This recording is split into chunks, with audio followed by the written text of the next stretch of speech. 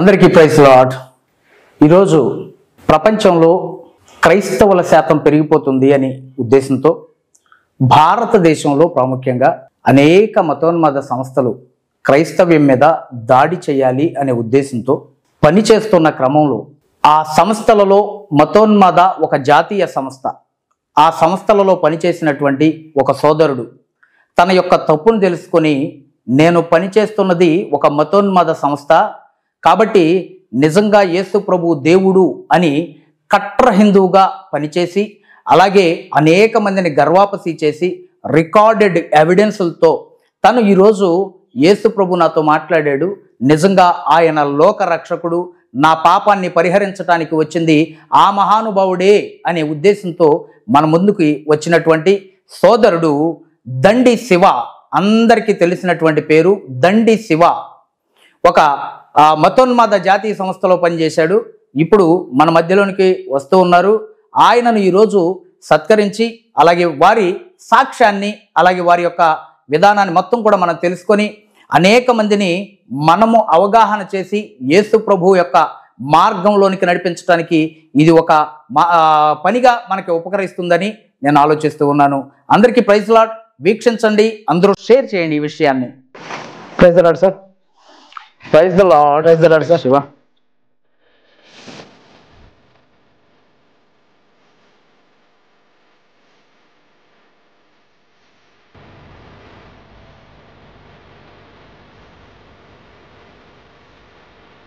ప్రభు అయిన యేసుక్రీస్తు వారి నామములో అందరికీ శుభాభివందనాలు తెలియజేస్తూ ఉన్నాను. నేను పీటర్ పుట్ట, FFCI. నా ఫోన్ నెంబర్ 8499944464.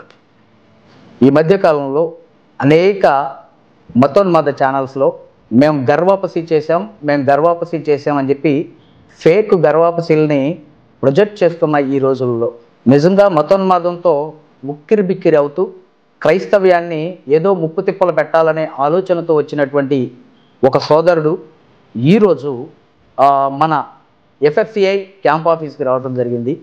ఆ సోదరుడు తన యొక్క విషయం ఏం చెప్తున్నారు అని అంటే, గత కాలంలో అనేక మందిరాలను కూల్చే కార్యక్రమం, అలాగే అనేక మందిని గర్వాప్సి చేశాము, అనేక మందిని క్రైస్తవులను కొట్టాము, సువార్తలను ఆపాము. ఇప్పుడు యేసు ప్రభు నాతో మాట్లాడాడు, నేను యేసు ప్రభువుని నమ్ముకున్నాను అని. నిజంగా గర్వాపసి, ఫేక్ గర్వాపసిలు కాదు ఇది.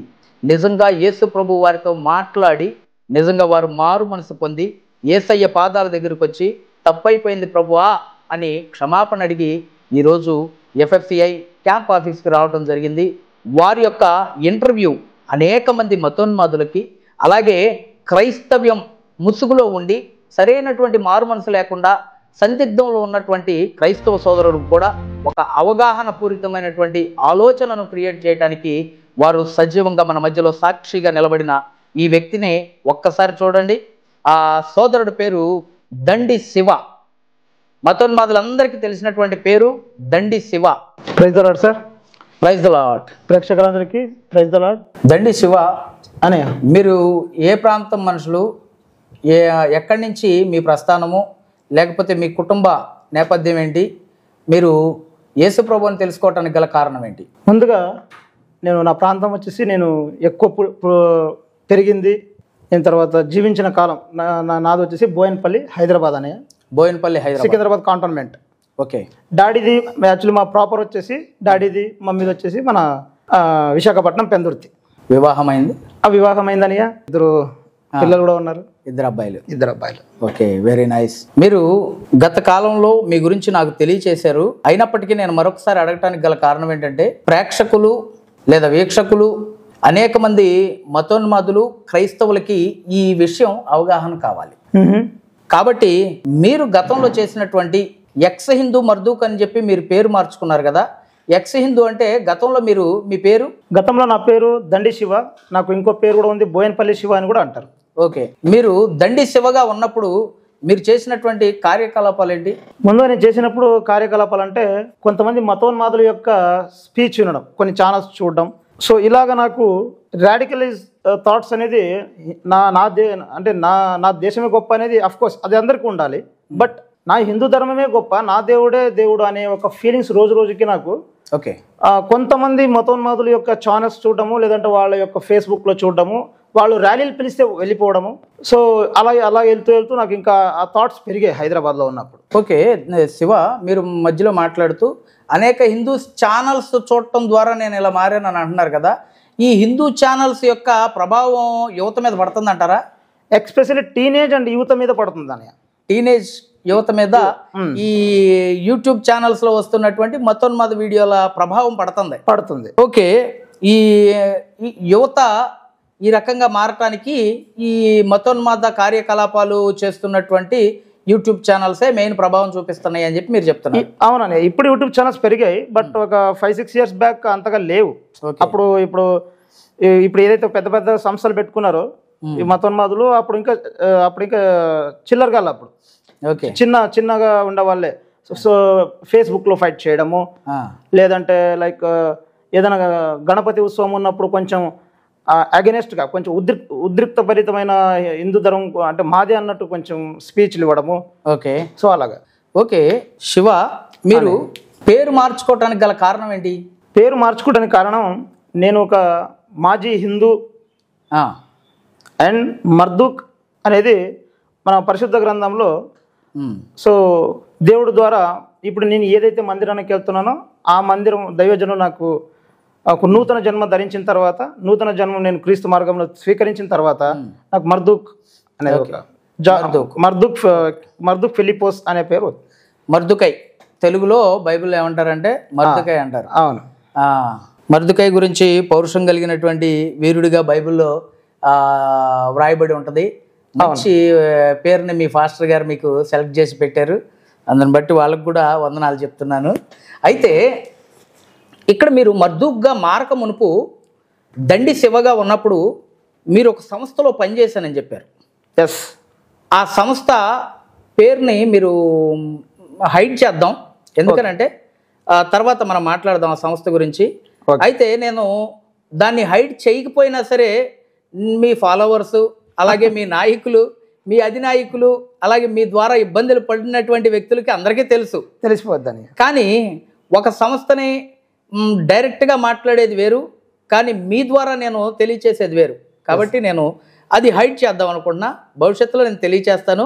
అయితే ఆ సంస్థ ఏంటిది అంటే ఆర్ఎస్ఎస్కి అనుబంధ సంస్థ అని నేను అనుకుంటూ ఉన్నా. ఆర్ఎస్ఎస్కి అనుబంధ సంస్థ అని నేను అనుకుంటూ ఉన్నా. Okay, very nice. ఒక జాతీయ సంస్థ, ఒక జాతీయ సంస్థ, భారీ ఎత్తున ఒక దేశానికి వెన్నుపూస లాంటి జాతీయ సంస్థ. ఓకే, అది ప్రపంచానికి అర్థం కావడానికి నేను ఆ మాటని చెప్పాను. అయితే ఈ జాతీయ సంస్థలో మీరు చేసినటువంటి మీ పదవి ఏంటండి? నాది కార్యకర్త నుంచి తర్వాత నా యొక్క స్పీడు అంటే కార్యాచరణ నా కార్యకలాపాలు, ఎక్కడైనా సువార్త జరుగుతుందంటే అక్కడ వీలైతే అక్కడ కార్యకర్తలు పంపించడం, కుదిరితే ఆల్మోస్ట్ నేనే అక్కడ దూసుకెళ్ళిపోవడం. ఫస్ట్ సువార్తను అడ్డుకోవడం, ఫస్ట్ దీనికి సమాధానం చెప్పండి, దీనికి సమాధానంగా మీరు మారే ముందు ఫైనల్గా ఏ స్టేజ్ వరకు వెళ్ళారు మీరు ఆ సంస్థలో? జిల్లా ధర్మ ప్రచారక దాకా, డిస్ట్రిక్ట్ ప్రెసిడెంట్ దాకా వెళ్ళానండి. ఓకే, జిల్లా ప్రెసిడెంట్ వరకు మీరు వెళ్ళారు. జిల్లా ప్రెసిడెంట్గా వెళ్ళారు అని అంటే మీరు సాధారణ కార్యకర్త నుంచి జిల్లా ప్రెసిడెంట్ వరకు వెళ్ళారు అని అంటే మీరు చాలా బలమైన కార్యక్రమాలు చేసి ఉండాలి.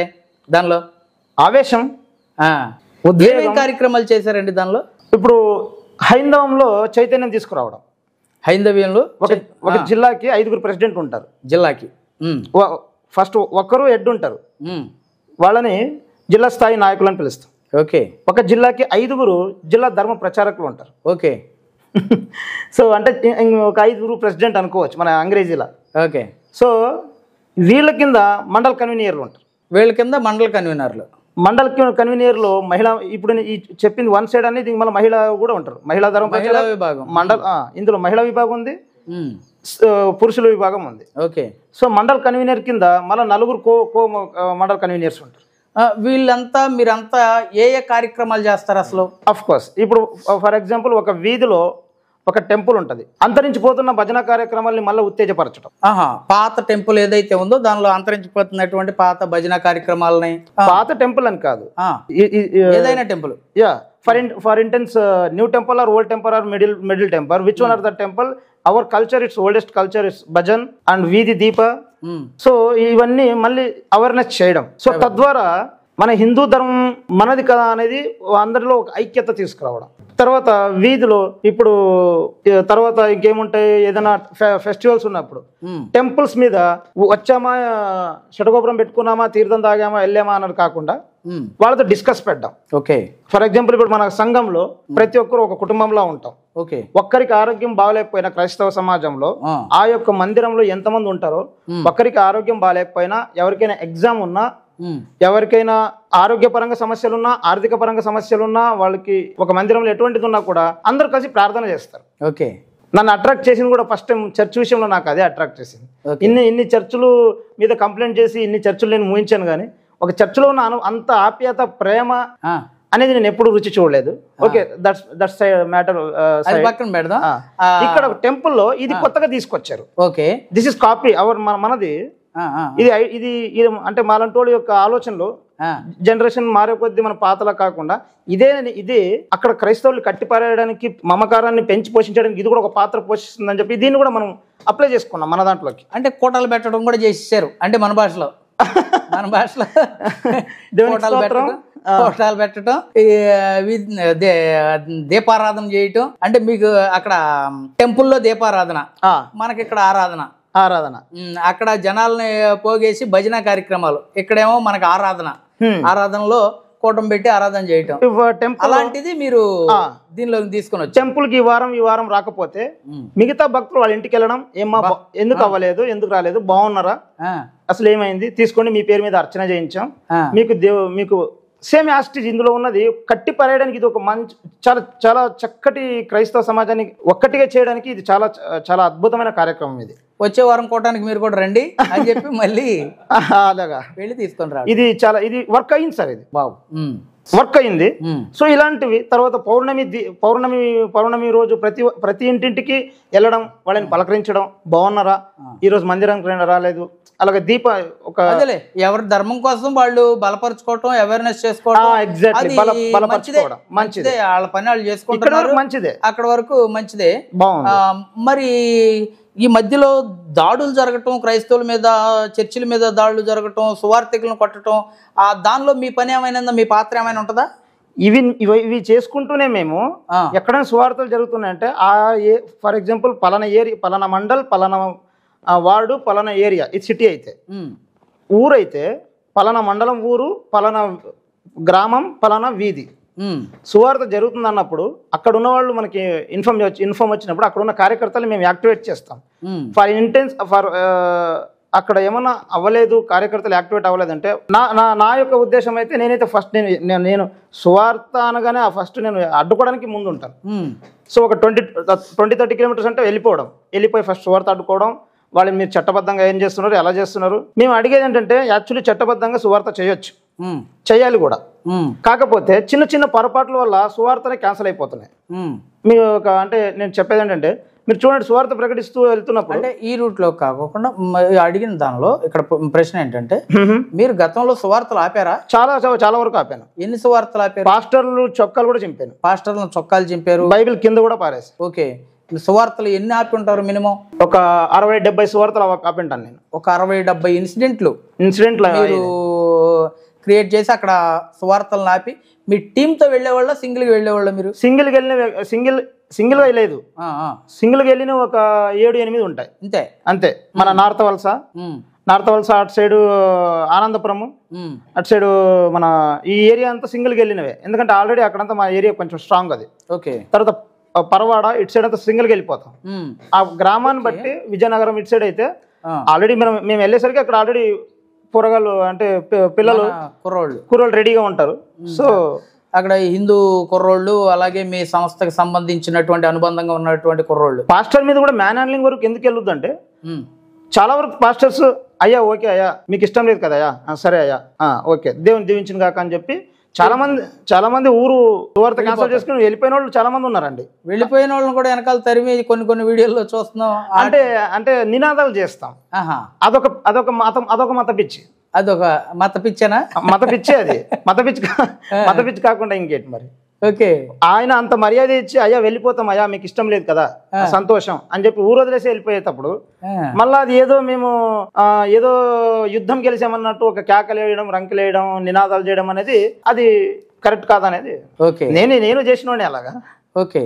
చర్చిల్ని ఆపటం, చర్చిల్ని పర్మిషన్లు లేవని చెప్పి వెళ్ళటం, ఈ కార్యక్రమాల్లో ఎప్పుడైనా పార్టిసిపేట్ చేశారా మీరు? విశాఖపట్నంలో లాస్ట్ టైం నేను అక్రమ చర్చిలు ఎన్ని ఉన్నాయి, అవి ప్రభుత్వ భూమి కాదా, అసలు మందిరమా లేదంటే ఇల్లు కింద వస్తుందా, సంసారస్తులు ఉంటున్నారా, బ్యాచులర్స్ ఉంటున్నారా, అసలు అది రిజిస్టరా నాన్ రిజిస్టరా, ఇవన్నీ ఎంక్వైరీ చేసి అది చట్టబద్ధంగా లేదంటే ఫస్ట్ వెళ్ళడం, ఆ చర్చ్ బోర్డు తీసేయడం, ఆ చర్చ్ ఫస్ట్ క్యాన్సిల్ చేయించడం, ఇందులో కాంప్రమైజ్ అయ్యేదే లేదు.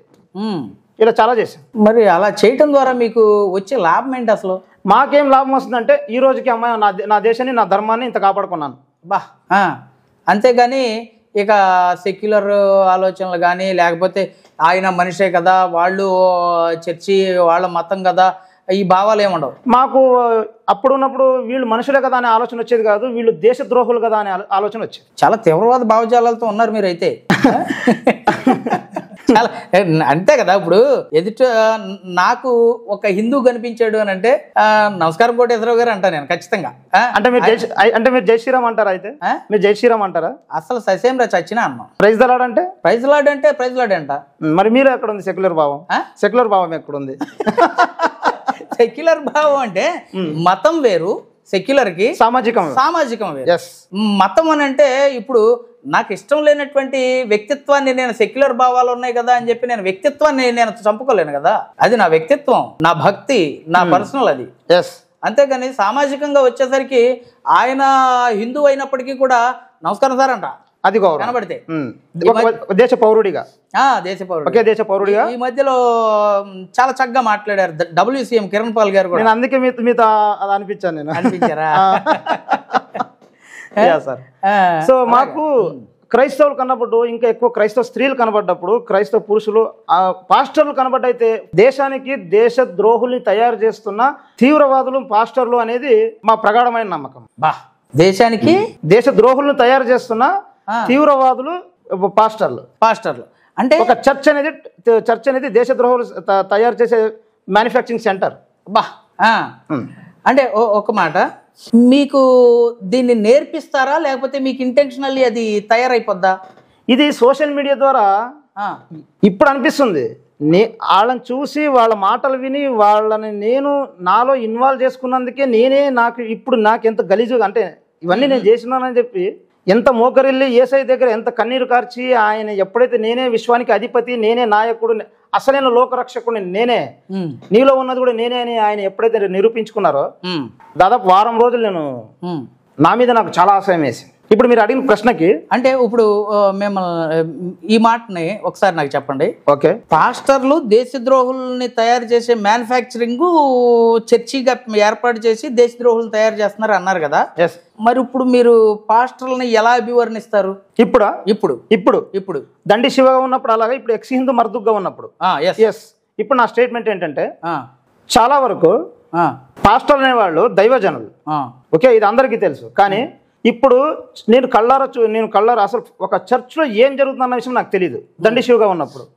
ఇప్పుడు ఒక చర్చ్లో ఏం జరుగుతుంది, కూటములు అంటే ఏంటి, అసలు ప్రార్థన అంటే ఏంటి, ఆరాధన అంటే ఏంటి, ఒక మందిరం విలువ ఏంటి, ఆ యొక్క దైవజనుడి యొక్క గుణగణాలు ఏంటి, ఆయన ఎలా నడుచుకుంటున్నాడు, ఆయన అంటే ఇప్పుడు మీకు ఆయన ఉగ్రవాద చర్యలు చేస్తున్నాడని అనుకుంటున్నారా లేకపోతే ఏమన్నా? లేదండి, వ్యభిచారులను ఏమన్నా మారుస్తున్నారా లేకపోతే? అదే చెప్తున్నాను. చెప్పండి. ఫస్ట్ వన్ థింగ్ చెప్పాలి, ఏదైతే పాస్టర్లు దేశద్రోహులు తయారు చేస్తారు వీళ్ళు కూడా దేశ తీవ్రవాదులు మ్యానుఫ్యాక్చర్ సెంటర్ అని అన్నాను.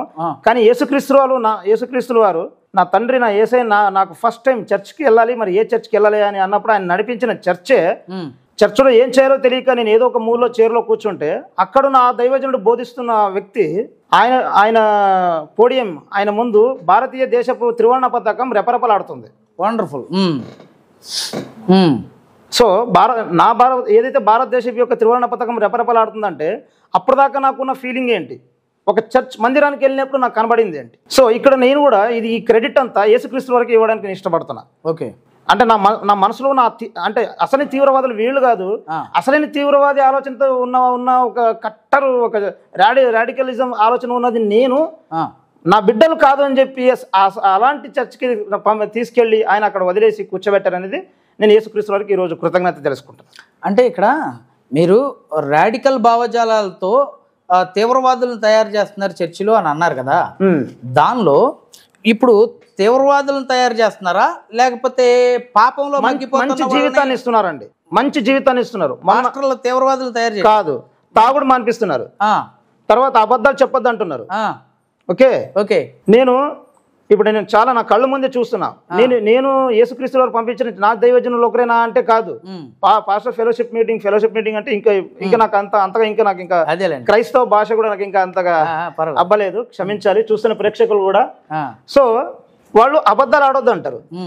తర్వాత అమ్మ స్త్రీలు అయితే చర్చికి ఇలా రావాలి, ఇలా కూర్చోవాలి, పురుషులు ఇలా ఉండాలి, కండరాలు కనబడేటట్టు బట్టలు ధరించకండి, స్మూత్ గా సౌమ్యంగా మాట్లాడండి, తల్లిదండ్రుల్ని గౌరవించండి, స్త్రీలైతే కొంచెం పురుషుల పట్ల కొంచెం జ్ఞానం వహించండి, తర్వాత సమాజం లోకమైన సమాజంలో పడకండి. సో ఇలాంటివి భారతదేశానికి గౌరవం కలిగించేటటువంటి సామాజిక పరిస్థితిని ఉండండి. అవును, తర్వాత దాకండి. అవును, మన భారతదేశానికి మంచి పేరు తెచ్చేటట్లుగా మీరు ప్రవర్తించండి అని చెప్తున్నారు. మంచి పేరు కాదండి, నిజమైన భారతదేశ పౌరులు ఇలాగే ఉండాలి, ఇలాంటివి నేర్చుకోవాలి. అది క్రైస్తవ్యం నేర్పిస్తుంది, దైవజనులు అది నేర్పిస్తున్నారు. నేను కళ్ళారా చూస్తున్నాను. వండర్ఫుల్. సో ఇది ఇలాంటిది నా ఒక ఎక్స్ హిందూ స్టేట్మెంట్ మీరు చూస్తున్నారా? ఒక ఎక్స్ హిందూగా ఉన్నప్పుడు ఆయన భావజాలాలు ఏంటంటే క్రైస్తవ్యంలో పాస్టర్లు కొంతమందిని రాడికల్స్ని తయారు చేస్తారు, లేకపోతే తీవ్రవాదులను తయారు చేసే ఒక కర్మాగారం అని చెప్పి వారు భావించేవాళ్ళంట. అంటే వారే కాదు, వారితో పాటు ఉండేటటువంటి ఈరోజు మతోన్మాదులుగా పిలువబడేవాళ్ళు ఆ భావజాలాలతోనే నింపబడుతూ ఉన్నారు. వాళ్ళని లీడ్ చేస్తున్నటువంటి వారి సంస్థలు కూడా అదే భావజాలాలతో నింపుతూ ఉన్నప్పుడు అసలు తన యొక్క ఆలోచన బయటకు వచ్చి అసలు క్రైస్తవ్యం అంటే ఏంటి, అసలు నేను ఎవరిని, నేను ఏంటి, నా పరిస్థితి ఏంటి, నిజంగా అసలు క్రైస్తవ్యులు ఏముందని చెప్పి తెలుసుకోవాలని వచ్చేసరికి అతనికి అనిపించింది ఏంటంట, క్రైస్తవ్యం అనేది వ్యభిచారం తప్పు, అలాగే పాపం తప్పు, దొంగతనం తప్పు, నువ్వు చేసేటటువంటి లేకపోతే త్రాగుడు తప్పు, ఇటువంటి అన్నీ నేర్పించి సామాజిక పరిస్థితుల్లో బలపడటానికి మంచి మార్గంలో నడవటానికి క్రైస్తవ్యమే పునాది అని చెప్పి పూర్తిగా తెలుసుకున్నారని చెప్పి చెప్తున్నారు మనకి. చాలా వండర్ఫుల్. మర్దుక్ సార్, మాజీ దండి శివ, ఎక్స్ హిందూ. ఓకే, చాలా సంతోషం శివ. వాస్తవానికి మరొక ప్రశ్న నేను అడగండి. ఓకే, ఆ సంస్థలో పనిచేసే వాళ్ళు నిజంగా భక్తితోనే దాడులు చేస్తారా, లేక సంస్థ చెప్పినటువంటి విధి విధానాల్లో వాళ్ళు ట్రైనింగ్ ఇచ్చినటువంటి పరిస్థితుల్లో దాడులు చేస్తారా? ఇక్కడ మనం రెండు విధాలుగా తీసుకోవాలి సార్. సంస్థ అనేది ప్రతి ఎవ్రీ ఇయర్ శిక్షణ తరబేతీలు అని చెప్పి లాస్ట్ ఇయర్ రాజమండ్రిలో జరిగింది. లాస్ట్ ఇయర్ ఇది మొన్నేమో అనంతపురంలో జరిగింది. అక్కడ ఒక 5-6 days ఉండి శిక్షణ తరబేతి ఆల్మోస్ట్ ఇప్పుడు ఇందాక చెప్పినట్టు పౌర్ణమికి తర్వాత మనం క్రైస్తవుల నుంచి కూడా కొన్ని కొత్తగా నూతనంగా కాపీ కొట్టుకున్నారు. అఫ్ కోర్స్ అక్కడ దాకా ఓకే, బట్ గర్వాప్సి చేయడము, సువార్తలు అడ్డుకోవడము, మత మార్పిడి ముఠాలని తిప్పికొట్టడం, మత మార్పిడి అవ్వకుండా ఆపడము, మత మార్పిడి అయిపోయిన వాళ్ళని గర్వాప్సి చేయడం, అది ట్రైనింగ్ లో ఇచ్చే. Yes, this is the exactly what we get in agenda. Until వాళ్ళ గోల్ ఏంటంటే ఎందుకు ఇదంతా అంటే ఎండ్ ఆఫ్ ద డే దేశాన్ని కాపాడుకోవాలి. మీరు సెక్యులరేనా? ఎప్పుడు సార్? మీరు ఇప్పుడు కట్టర్ క్రిస్టియన్ సార్. నేను కట్టర్ Christian. Yes, wonderful. Okay, wonderful. అయితే నేను ఒక మాట అడుగుతాను మిమ్మల్ని. చెప్పండి. అక్కడ మీరు నన్ను జై శ్రీరామ్ అనమన్నారు కదా, మీరు భారతదేశంలోనే పుట్టారు కదా? అవును. భారతీయులే కదా? అవును. జై శ్రీరామ్ అని మీరు అంటారా? నేను అనరా. మీరు ఎక్స్ కట్టర్ హిందూ కదా? కట్టర్ క్రిస్టియన్ అని చెప్పాను నేను. మీరు ఎక్స్ కట్టర్ హిందూ కదా? ఒకప్పుడు కూడా నేను అప్పుడు జై జీసస్ అని అనలేదే. ఇంకా నోటికి వచ్చిన బూతులు తిట్టాను నేను ఏసైని. జై శ్రీరామ్ అనే పదం మీరు అనరా? ఇప్పుడు అనను. ఇప్పుడు అన్నాను. ఎందుకు అనరా మీరు? నేను గౌరవిస్తాను. నా తోటి హిందూ దేశం అనుకోండి లేదా భారతదేశం అనుకోండి, నా దేశాన్ని గౌరవిస్తాను. నా దేశ పౌరులు కాబట్టి గౌరవిస్తాను. ఆపదలో ఉంటే కాపాడుకుంటాను కూడా. హిందువులైనా సరే, Hindus or Muslims or Jains or Sikhs or whatever there, నేను వాళ్ళని ప్రాణాలు కాపాడుకుంటాను. ఆపదలు ఉన్నారంటే నా ప్రాణం పణంగా పెట్టైనా సరే, నా దేశానికి ఆపద వచ్చినప్పుడు విదేశీయులు కానీ ఎవరైనా కానీ అటాక్ చేశారంటే నేను కూడా ముస్లిమ్స్ అయినా కాపాడతారా? కాపాడతాం, తప్పేముంది. వాళ్ళు నా దేశ పౌరులే కదా. అస్సలాముఅలైకుం అని చెప్పంటే మీరు వాళ్ళకు అస్సలాముఅలైకుం అంటాను. ఓకే, నమస్కారం, ప్రతి నమస్కారం సంస్కారం కదండి. అంతే అంతే. మరి జై శ్రీరామ్ అంటారా? అది ఒక మతానికి ముడిపట్టిన, అది ఒక విశ్వాసానికి ముడిపట్టిన పేరు. అది ఖచ్చితంగా అనరా? అనను. నా కంఠం కోసినా నేను అనను. Wonderful wonderful. అవును సార్. సో అలా అంటారా? జై యేసయ్య నా విశ్వాసాన్ని నేను ప్రకటించుకుంటాను. జై యేసయ్య, బోలో యేసుక్రీస్తు మహారాజ్కి జై అంటాను. వండర్ఫుల్. అవును సార్, చాలా బాగుంది. అయితే ముఖ్యంగా ఇక్కడ ప్రేక్షకులు ఇచ్చినటువంటి ప్రశ్న ఒకటి. ఓకే, ముఖ్యంగా ఆ సంస్థ ఉద్దేశం హిందూ ధర్మాన్ని కాపాడుకోవడమా లేక క్రైస్తవులను హింసించి క్రైస్తవ్యాన్ని అణిచివేయటమా? Good question sir. సంస్థ ఉద్దేశం వచ్చేసి క్రైస్తవుల్ని హింసించడం అనేది, నేను ఏదైతే ప్రపంచంలోనే ది బిగ్గెస్ట్ ఆర్గనైజ్డ్, మన జాతీయ సంస్థ ఒకటే కాదండి, ప్రపంచంలోనే అది బిగ్గెస్ట్ ఆర్గనైజ్డ్ సంస్థ. అందులో ఒక అనుబంధ సంస్థ అనేది క్రైస్తవుల్ని హింసించాలి అనేది వాళ్ళ ట్రైనింగ్ లో చెప్పరండి. అండ్ వాళ్ళ అజెండాలో కూడా వాళ్ళు ఒక మతాన్ని హింసించాలి, దూషించాలి అన్న కూడా వాళ్ళు దాన్ని ఎంకరేజ్ చేయరు. ఓకే, ఇక్కడ నేను క్రాస్ బ్రీడ్. అవును, నేను సోషల్ మీడియా నుంచి నేను కొన్ని నాకు ఆ మతతత్వ మత పిచ్చి అనేది సోషల్ మీడియా ద్వారా కొంతమంది ఏదైతే చేస్తున్నారో అవి నేను ఎక్కించుకోవడం నేర్చుకోవడం జరిగింది. అట్ ద సేమ్ మూమెంట్ నేను జాతీయ సంస్థలో కూడా ట్రైనింగ్ అంటే శిక్షణ తరబేతి, దాన్ని కాలాంశం అంటాం.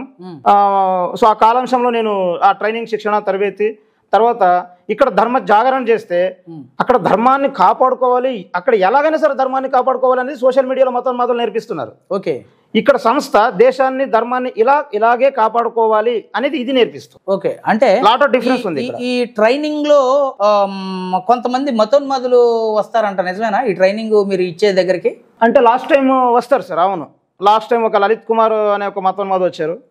తర్వాత లలిత్ కుమార్ మతోన్మాదేనా? మరి ఇతర మతాన్ని కించపరుస్తుంటే, ఇతర మతాన్ని దైవ దూషణ, ఇప్పుడు మా తల్లిని మీరు తల్లి అంటే నేను కూడా మీ తల్లిని తల్లి అంటానండి. అవును, తద్భావం తద్భవతే. అయితే లలిత్ కుమార్ అనేవాడు అంటే మీ ట్రైనింగ్లకి ఇటువంటి మతోన్మాదులను ఎందుకు ఎంకరేజ్ చేస్తున్నారు మరి? అంటే నా ప్రశ్న ఏంటంటే, మీరు అన్నారు నాతో, ఇప్పుడు మీరు ఇచ్చిన జవాబులు ఏమన్నారంటే సంస్థ మంచిదే కానీ సంస్థ మేము చూసి నేర్చుకుంటున్నాము అని అన్నారు. మరి సంస్థ మంచిదే అయితే సంస్థలోనికి మతోన్మాదులని ఇన్వాల్వ్ చేసి మతోన్మాదుల చేత ట్రైనింగ్ ఇప్పించడం, మరి అది మతోన్మాదమే కదా? మతోన్మాదమే అంటున్నా, ఇద్దరు చేసేది మతోన్మాదమే. కానీ ఇక్కడ హింసతో కూడుకున్న మతోన్మాదాన్ని సోషల్ మీడియాలో మతోన్మాదులు రెచ్చగొడితే హింసతో కాకుండా, దూషణలతో కాకుండా సిద్ధాంతపరంగా తిప్పికొట్టాలి. ఇక్కడ ఎలాగైనా సరే దేశాన్ని ధర్మాన్ని కాపాడుకోవాలనేది సోషల్ మీడియాలో ఉన్న పరిస్థితి. ఓకే, ఈ జాతీయ సంస్థలో మనం ఇలాగే దేశాన్ని ధర్మాన్ని కాపాడుకోవాలి అనేది సిద్ధాంతపరంగా అనేది వీళ్ళ పరిస్థితి. మత మార్పిడి నేరం అని చెప్పి, మత మార్పిడి చేయటం తప్పు అని చెప్పి మీరు సువార్తలు చేస్తున్న వారి మీద దాడులు చేస్తున్నారు. ఓకే, చేశారు. దాడులు చేయడం కంటే ముందు అడ్డుకుంటారు. అడ్డుకున్న తర్వాత దాడి చేశారా ఎవరి మీదైనా? ఒక 10 సువార్తల్ని అలా అడ్డుకుంటే అది యాక్చువల్లీ అప్పుడు వీళ్ళ దృష్టిలో సువార్త అంటారు, మా దృష్టిలో అది మత మార్పిడి చేయడమే. ఓకే, సరే. ఇప్పుడు మత మార్పిడి చేస్తున్నారని చెప్పి అంటున్నారు. మీరు గర్వాప్సీ చేశారు ఎవరినైనా? చేసామండి. గతంలో ఎంతమందిని చేసి ఉంటారు? దాదాపు ఒక 200 మంది దాకా చేసి 274 కుటుంబాల్లో, నియర్ బై 274. 274 కుటుంబాలని మీరు గర్వాప్సీ చేశారు. మరి మత మార్పిడి నేరం అని చెప్పిన మీరు గర్వాప్సీ కూడా మత మార్పిడేగా, అది నేరం కదా? ఎస్. ఇప్పుడు ఎక్స్ హిందూ మర్దుగ్గా అది ఇప్పుడు నేను చెప్పేది ఏంటంటే చట్టబద్ధంగా చట్టరీత్యా నేరమే. ఓకే, ఇక్కడ మీరు బలవంతంగా వాళ్ళని మోటివేట్ చేసి లేకపోతే వారిని బెదిరించి లేకపోతే డబ్బులు ఇచ్చారు ఎప్పుడైనా గర్వాప్సీ చేసినప్పుడు? వాళ్ళకి సమ్ టైమ్స్ నీడ్స్ థింగ్స్ కావాల్సి వచ్చినప్పుడు ఇచ్చి గర్వాప్సీ చేశారు. కానీ మేం చేసేటటువంటి మత మార్పిడి అని మీరు అంటున్నారు కదా, మీరు పెట్టినటువంటి పేరే తప్ప ఇక్కడ మత మార్పిడి చేయటానికి నేను సమాజానికి చెప్తున్నానండి. శివ ఈరోజు క్రైస్తవుడు, కానీ అతన్ని నేను ఈ ప్రశ్న వేయటం కంటే కూడా సమాజానికి చెప్తున్నా. ఇక్కడ మత మార్పిడి కాదు, క్రైస్తవ్యం చేసేది మత మార్పిడి కాదు. సువార్త చెప్తూ వెళుతున్నాము, యేసుప్రభువు నిజరక్షకుడని తెలుసుకొని స్వతహాగా వారి జీవితాలను మార్చుకొని యేసుప్రభువులో జీవిస్తూ ఉన్నారు. ఇక్కడ ఉన్నటువంటి వ్యక్తుల్లో నేను కూడా స్వతహాగా యేసుప్రభువుని తెలుసుకున్నా. అలాగే ఇక్కడ ఉన్న ప్రతి ఒక్కరూ కూడా యేసు ప్రభువుని తెలుసుకున్న వాళ్ళమే తప్ప మాకు ఏ భాషలో డబ్బులు ఇవ్వాల. అలాగే ఇప్పుడు దేవుణ్ణి తెలుసుకున్నటువంటి ఎవరికి డబ్బులు ఇవ్వాల, ప్రలోభ పెట్టల. మేము స్వతహాగా తెలుసుకున్నాం. కానీ గర్వాపసి అనేది చట్ట వ్యతిరేకమైనటువంటి కార్యక్రమం. నిజమేనంటారా? నిజమే. ఎస్, అది నిజమే. నేను ఒక క్రిస్టియన్గా చెప్పాలంటే, బట్ మీరు ఎప్పుడైనా పేపర్లో కానీ న్యూస్లో కానీ చూసి ఉంటారు, ఒకేసారి 5,000 మందికి గర్వాపసి అయ్యారు, పునరాగమనం అయ్యారు. 10,000 మంది 20,000 మంది పునరాగమనం అయ్యారు. వాళ్ళ అక్కడ ఉన్న లోకల్ ఎమ్మెల్యే ఆర్ లోకల్ స్వామీజీ పసుపు కాళ్ళతో కడిగి వాళ్ళని స్వీకరించుకున్నారు అనేది ఎక్కడైనా చదివారు హెడ్లైన్స్ ఎప్పుడైనా సార్? ఎప్పుడో ఒకసారి నేను మన జాన్ కోయ గారు మాట్లాడుతుంటే విన్నానండి. అవును, ఎస్. దీని వెనకాల ఇది ఏదో ఒక తెలుగు రాష్ట్రాల్లో మాత్రమే జరుగుతుందని కాదండి, ఆల్ ఓవర్ భారతదేశంలోనే గర్వాపసి కార్యక్రమాలు జరుగుతున్నాయి. ఓకే. ఇది ఎలాగంటే ఫస్ట్ అక్కడ ఎవరైతే క్రైస్తవ కుటుంబం అంటే వాళ్ళు 2-3 తరాలు 2-3 జనరేషన్ క్రైస్తవ ఫ్యామిలీ అవ్వచ్చు, ఆర్ కన్వర్టెడ్ క్రిస్టియన్ అయి ఉండొచ్చు, ఆర్ 1 జనరేషన్ లేదా by born 1 generation Christian family అయి ఉండొచ్చు, విశ్వాసంలో ఉన్న కుటుంబం. సో వాళ్ళ దగ్గరికి వెళ్ళి మేమేదో అంటే ఎలా చెయ్యాలి అనేది అక్కడ శిక్షణ తరబేతి. అబ్బా. సో ఎవ్రీ ఇయర్ టార్గెట్ ఉంటుంది. ఓకే, గర్వాపసి చేయడం. ఎస్, ఎవ్రీ ఇయర్ టార్గెట్ ఉంటుంది. ఐ థింక్ ఇప్పుడు దాకా 36,000 36,000 నుంచి 40,000 కుటుంబాల దాకా గర్వాపసిలు అయ్యాయి.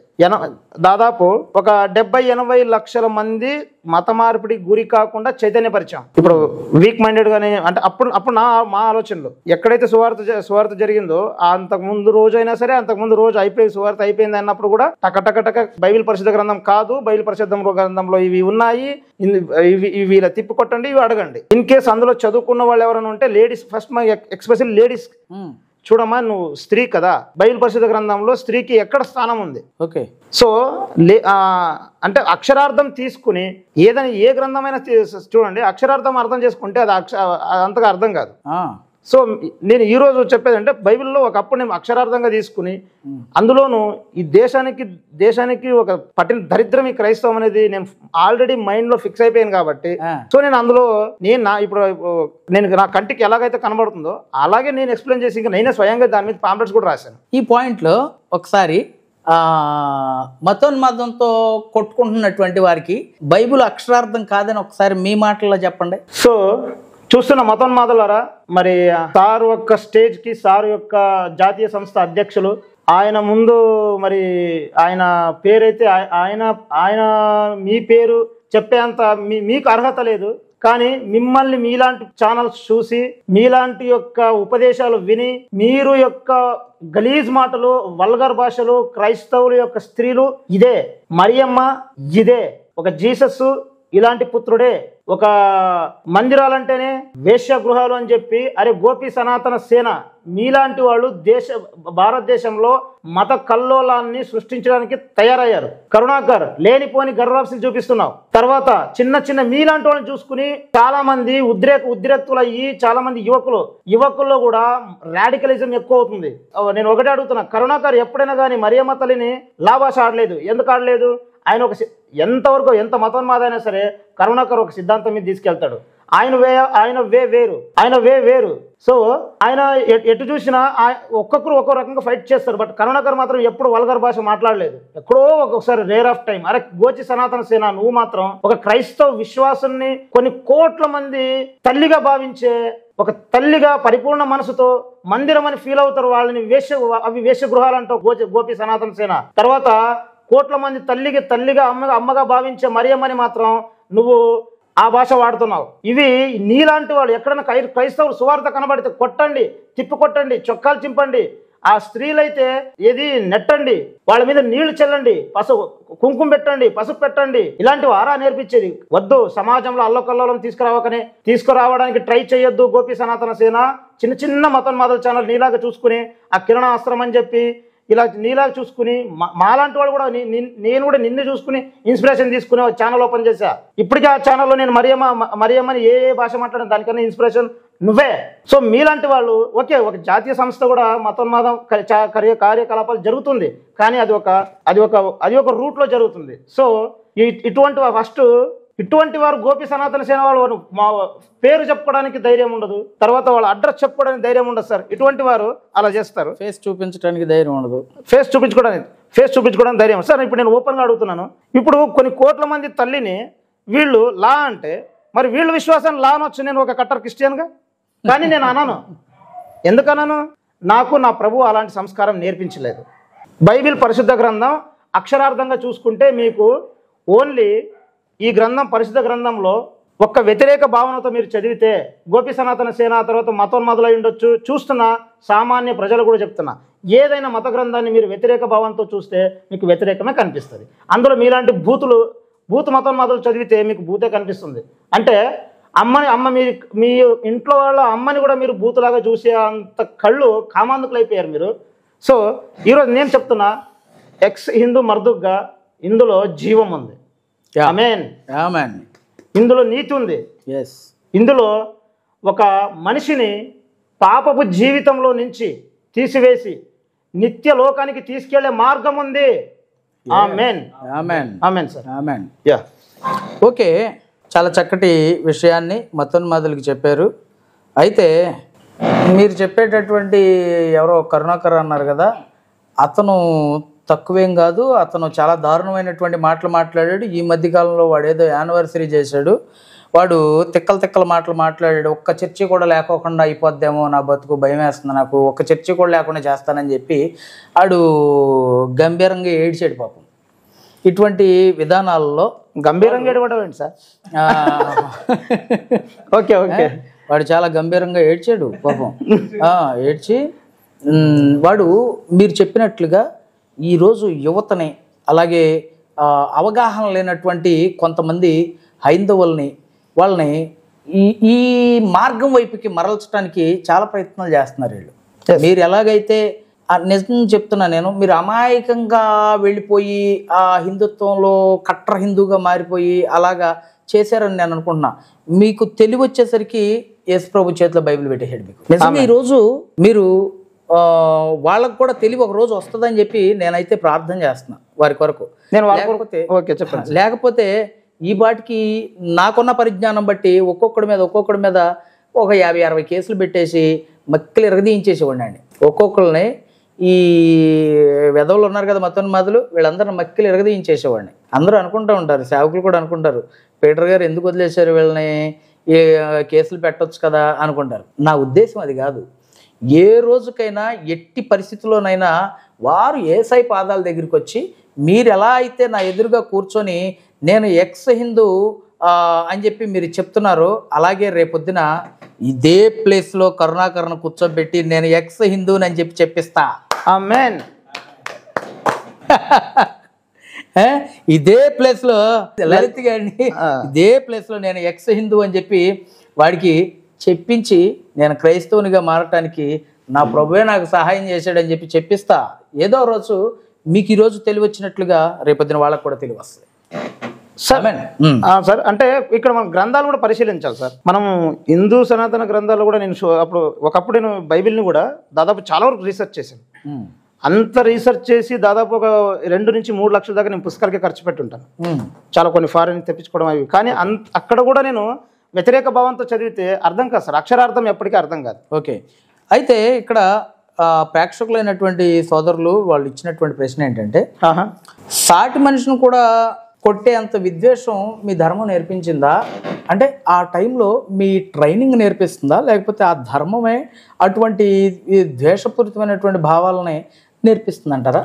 ఇక్కడ దీంట్లో మనం 2 తీసుకోవాలి సార్. నేర్పించేది actually training. ఎవరో ఒక స్త్రీకి ఇద్దరు ఏదో ఫర్ ఎగ్జాంపుల్ ఒక కుటుంబంలో వాళ్ళ ఒక స్త్రీ సమస్య ఒక కుటుంబ సమస్య ప్రపంచమంతా కొట్టుకుని సావలే. అదే ఎవరో 2-3 పాస్టర్లు ఎక్కడో ఏదో అన్యాయం చేస్తారు, లేదా దేశానికి వ్యతిరేకమైన కొన్ని ప్రశ్న ఏంటంటే అర్థమైంది సార్, సాటి మనిషిని కూడా వ్యక్తిని కూడా కొట్టే అంత విద్వేషం నేర్పిస్తుంది గతంలో మీ సంస్కృతి. అదే ఇక్కడ ట్రైనింగ్ ఇచ్చేవాళ్ళు ఫస్ట్ ఇంపార్టెంట్. అంటే మనిషిని కొట్టడం కాదు, అవసరమైతే దేశం కోసం ధర్మం కోసం ఏదైనా చేయాలి, దేనికైనా రెడీ అనే అంత స్థితి దాకా తీసుకెళ్తారు. అదొక ట్రాన్స్లోకి తీసుకెళ్తారు. యాక్చువల్లీ ఒకప్పుడు నేను చాలా క్రైస్తవ పాస్టర్లు విశ్వాసుల్ని ఒక ట్రాన్స్లోకి తీసుకెళ్తారు అని ఎన్నోసార్లు వాడిన ఈ దండి శివ ఈరోజు ప్రేక్షకులు మనం చెప్తున్నా, నిజంగా ట్రాన్స్లో తీసుకెళ్ళేది దైవజనులు విశ్వాసుల్ని కాదు, సోషల్ మీడియాలో ఎవరైతే దేశం కోసం ధర్మం కోసం అని చెప్పి ఏదైతే ఉన్నారో వాళ్ళు అమాయకమైన నా తోటి సహోదరులని ట్రాన్స్లో తీసుకెళ్తున్నారు. తద్వారా వాళ్ళు అందుకే ఒక శారీరక అటాకులు చేస్తున్నారు. ఓకే ఓకే ఓకే కానీ ధర్మం కొడతా ఉన్నారు. ఈ మధ్య కాలంలో ఒక పెద్ద ఆయన పిలకేసుకొని వస్తున్నాడు, ఆయన పేరు ఏదో ఉందండి, పొరపాటున డిచ్కి బాబా కాదు కదా? డిచ్కి బాబా. ఓకే. ఎందుకనంటే వయసును బట్టి ఆయన అంటున్నాను, కానీ నేను దైవజనుడిగా చాలా అంటే నాకు కోపం ఉంది, కానీ చాలా మాటలు మాట్లాడొచ్చు, కానీ నాకు నా యొక్క ఇది అడ్డం వస్తుంది. ఓకే. అతను చాలా దరిద్రంగా మాట్లాడుతున్నాడు. అతని గురించి మీ ఆలోచన ఏమంటారు? ఇప్పుడు అసలు శిశులైన బ్రాహ్మణుడు ఆయనే, అంతేనా? ఎలా అంటారు మరి? అలా మాట్లాడుతున్నాడు కదండి. అసలు గ్రంథాలు ఏం చెప్తున్నా? బ్రాహ్మణ అంటే ఏంటి? సమాజానికి, పౌరులకి, పిల్లలకి, ముసలి వాళ్ళకి, స్త్రీలకి, మొత్తం దేశానికి అన్నిటికీ కూడా ఎలా బ్రతకాలి, ధర్మం ఏంటి, నీతి ఏంటి, ఒప్పేంటి, తప్పేంటి, చెడు ఏంటి, మంచి ఏంటి, తల్లిదండ్రుల పట్ల అసలు ఏంటి, ఇవన్నీ నేర్పించేది బ్రాహ్మణం అనేది వాళ్ళ గ్రంథాల్లో నేను కాస్త చూశాను. మరి అసలు అయ్యేమే ఉండదు కదండి. ఆయన మొత్తం మీరు చెప్పిన దానికి వ్యతిరేకంగా ఉంటుంది కదా ఆయన పద్ధతి. ఈయన మతోన్మాది బ్రాహ్మణ అంటున్నా నేను. మతోన్మాది బ్రాహ్మణ అంటున్నారా?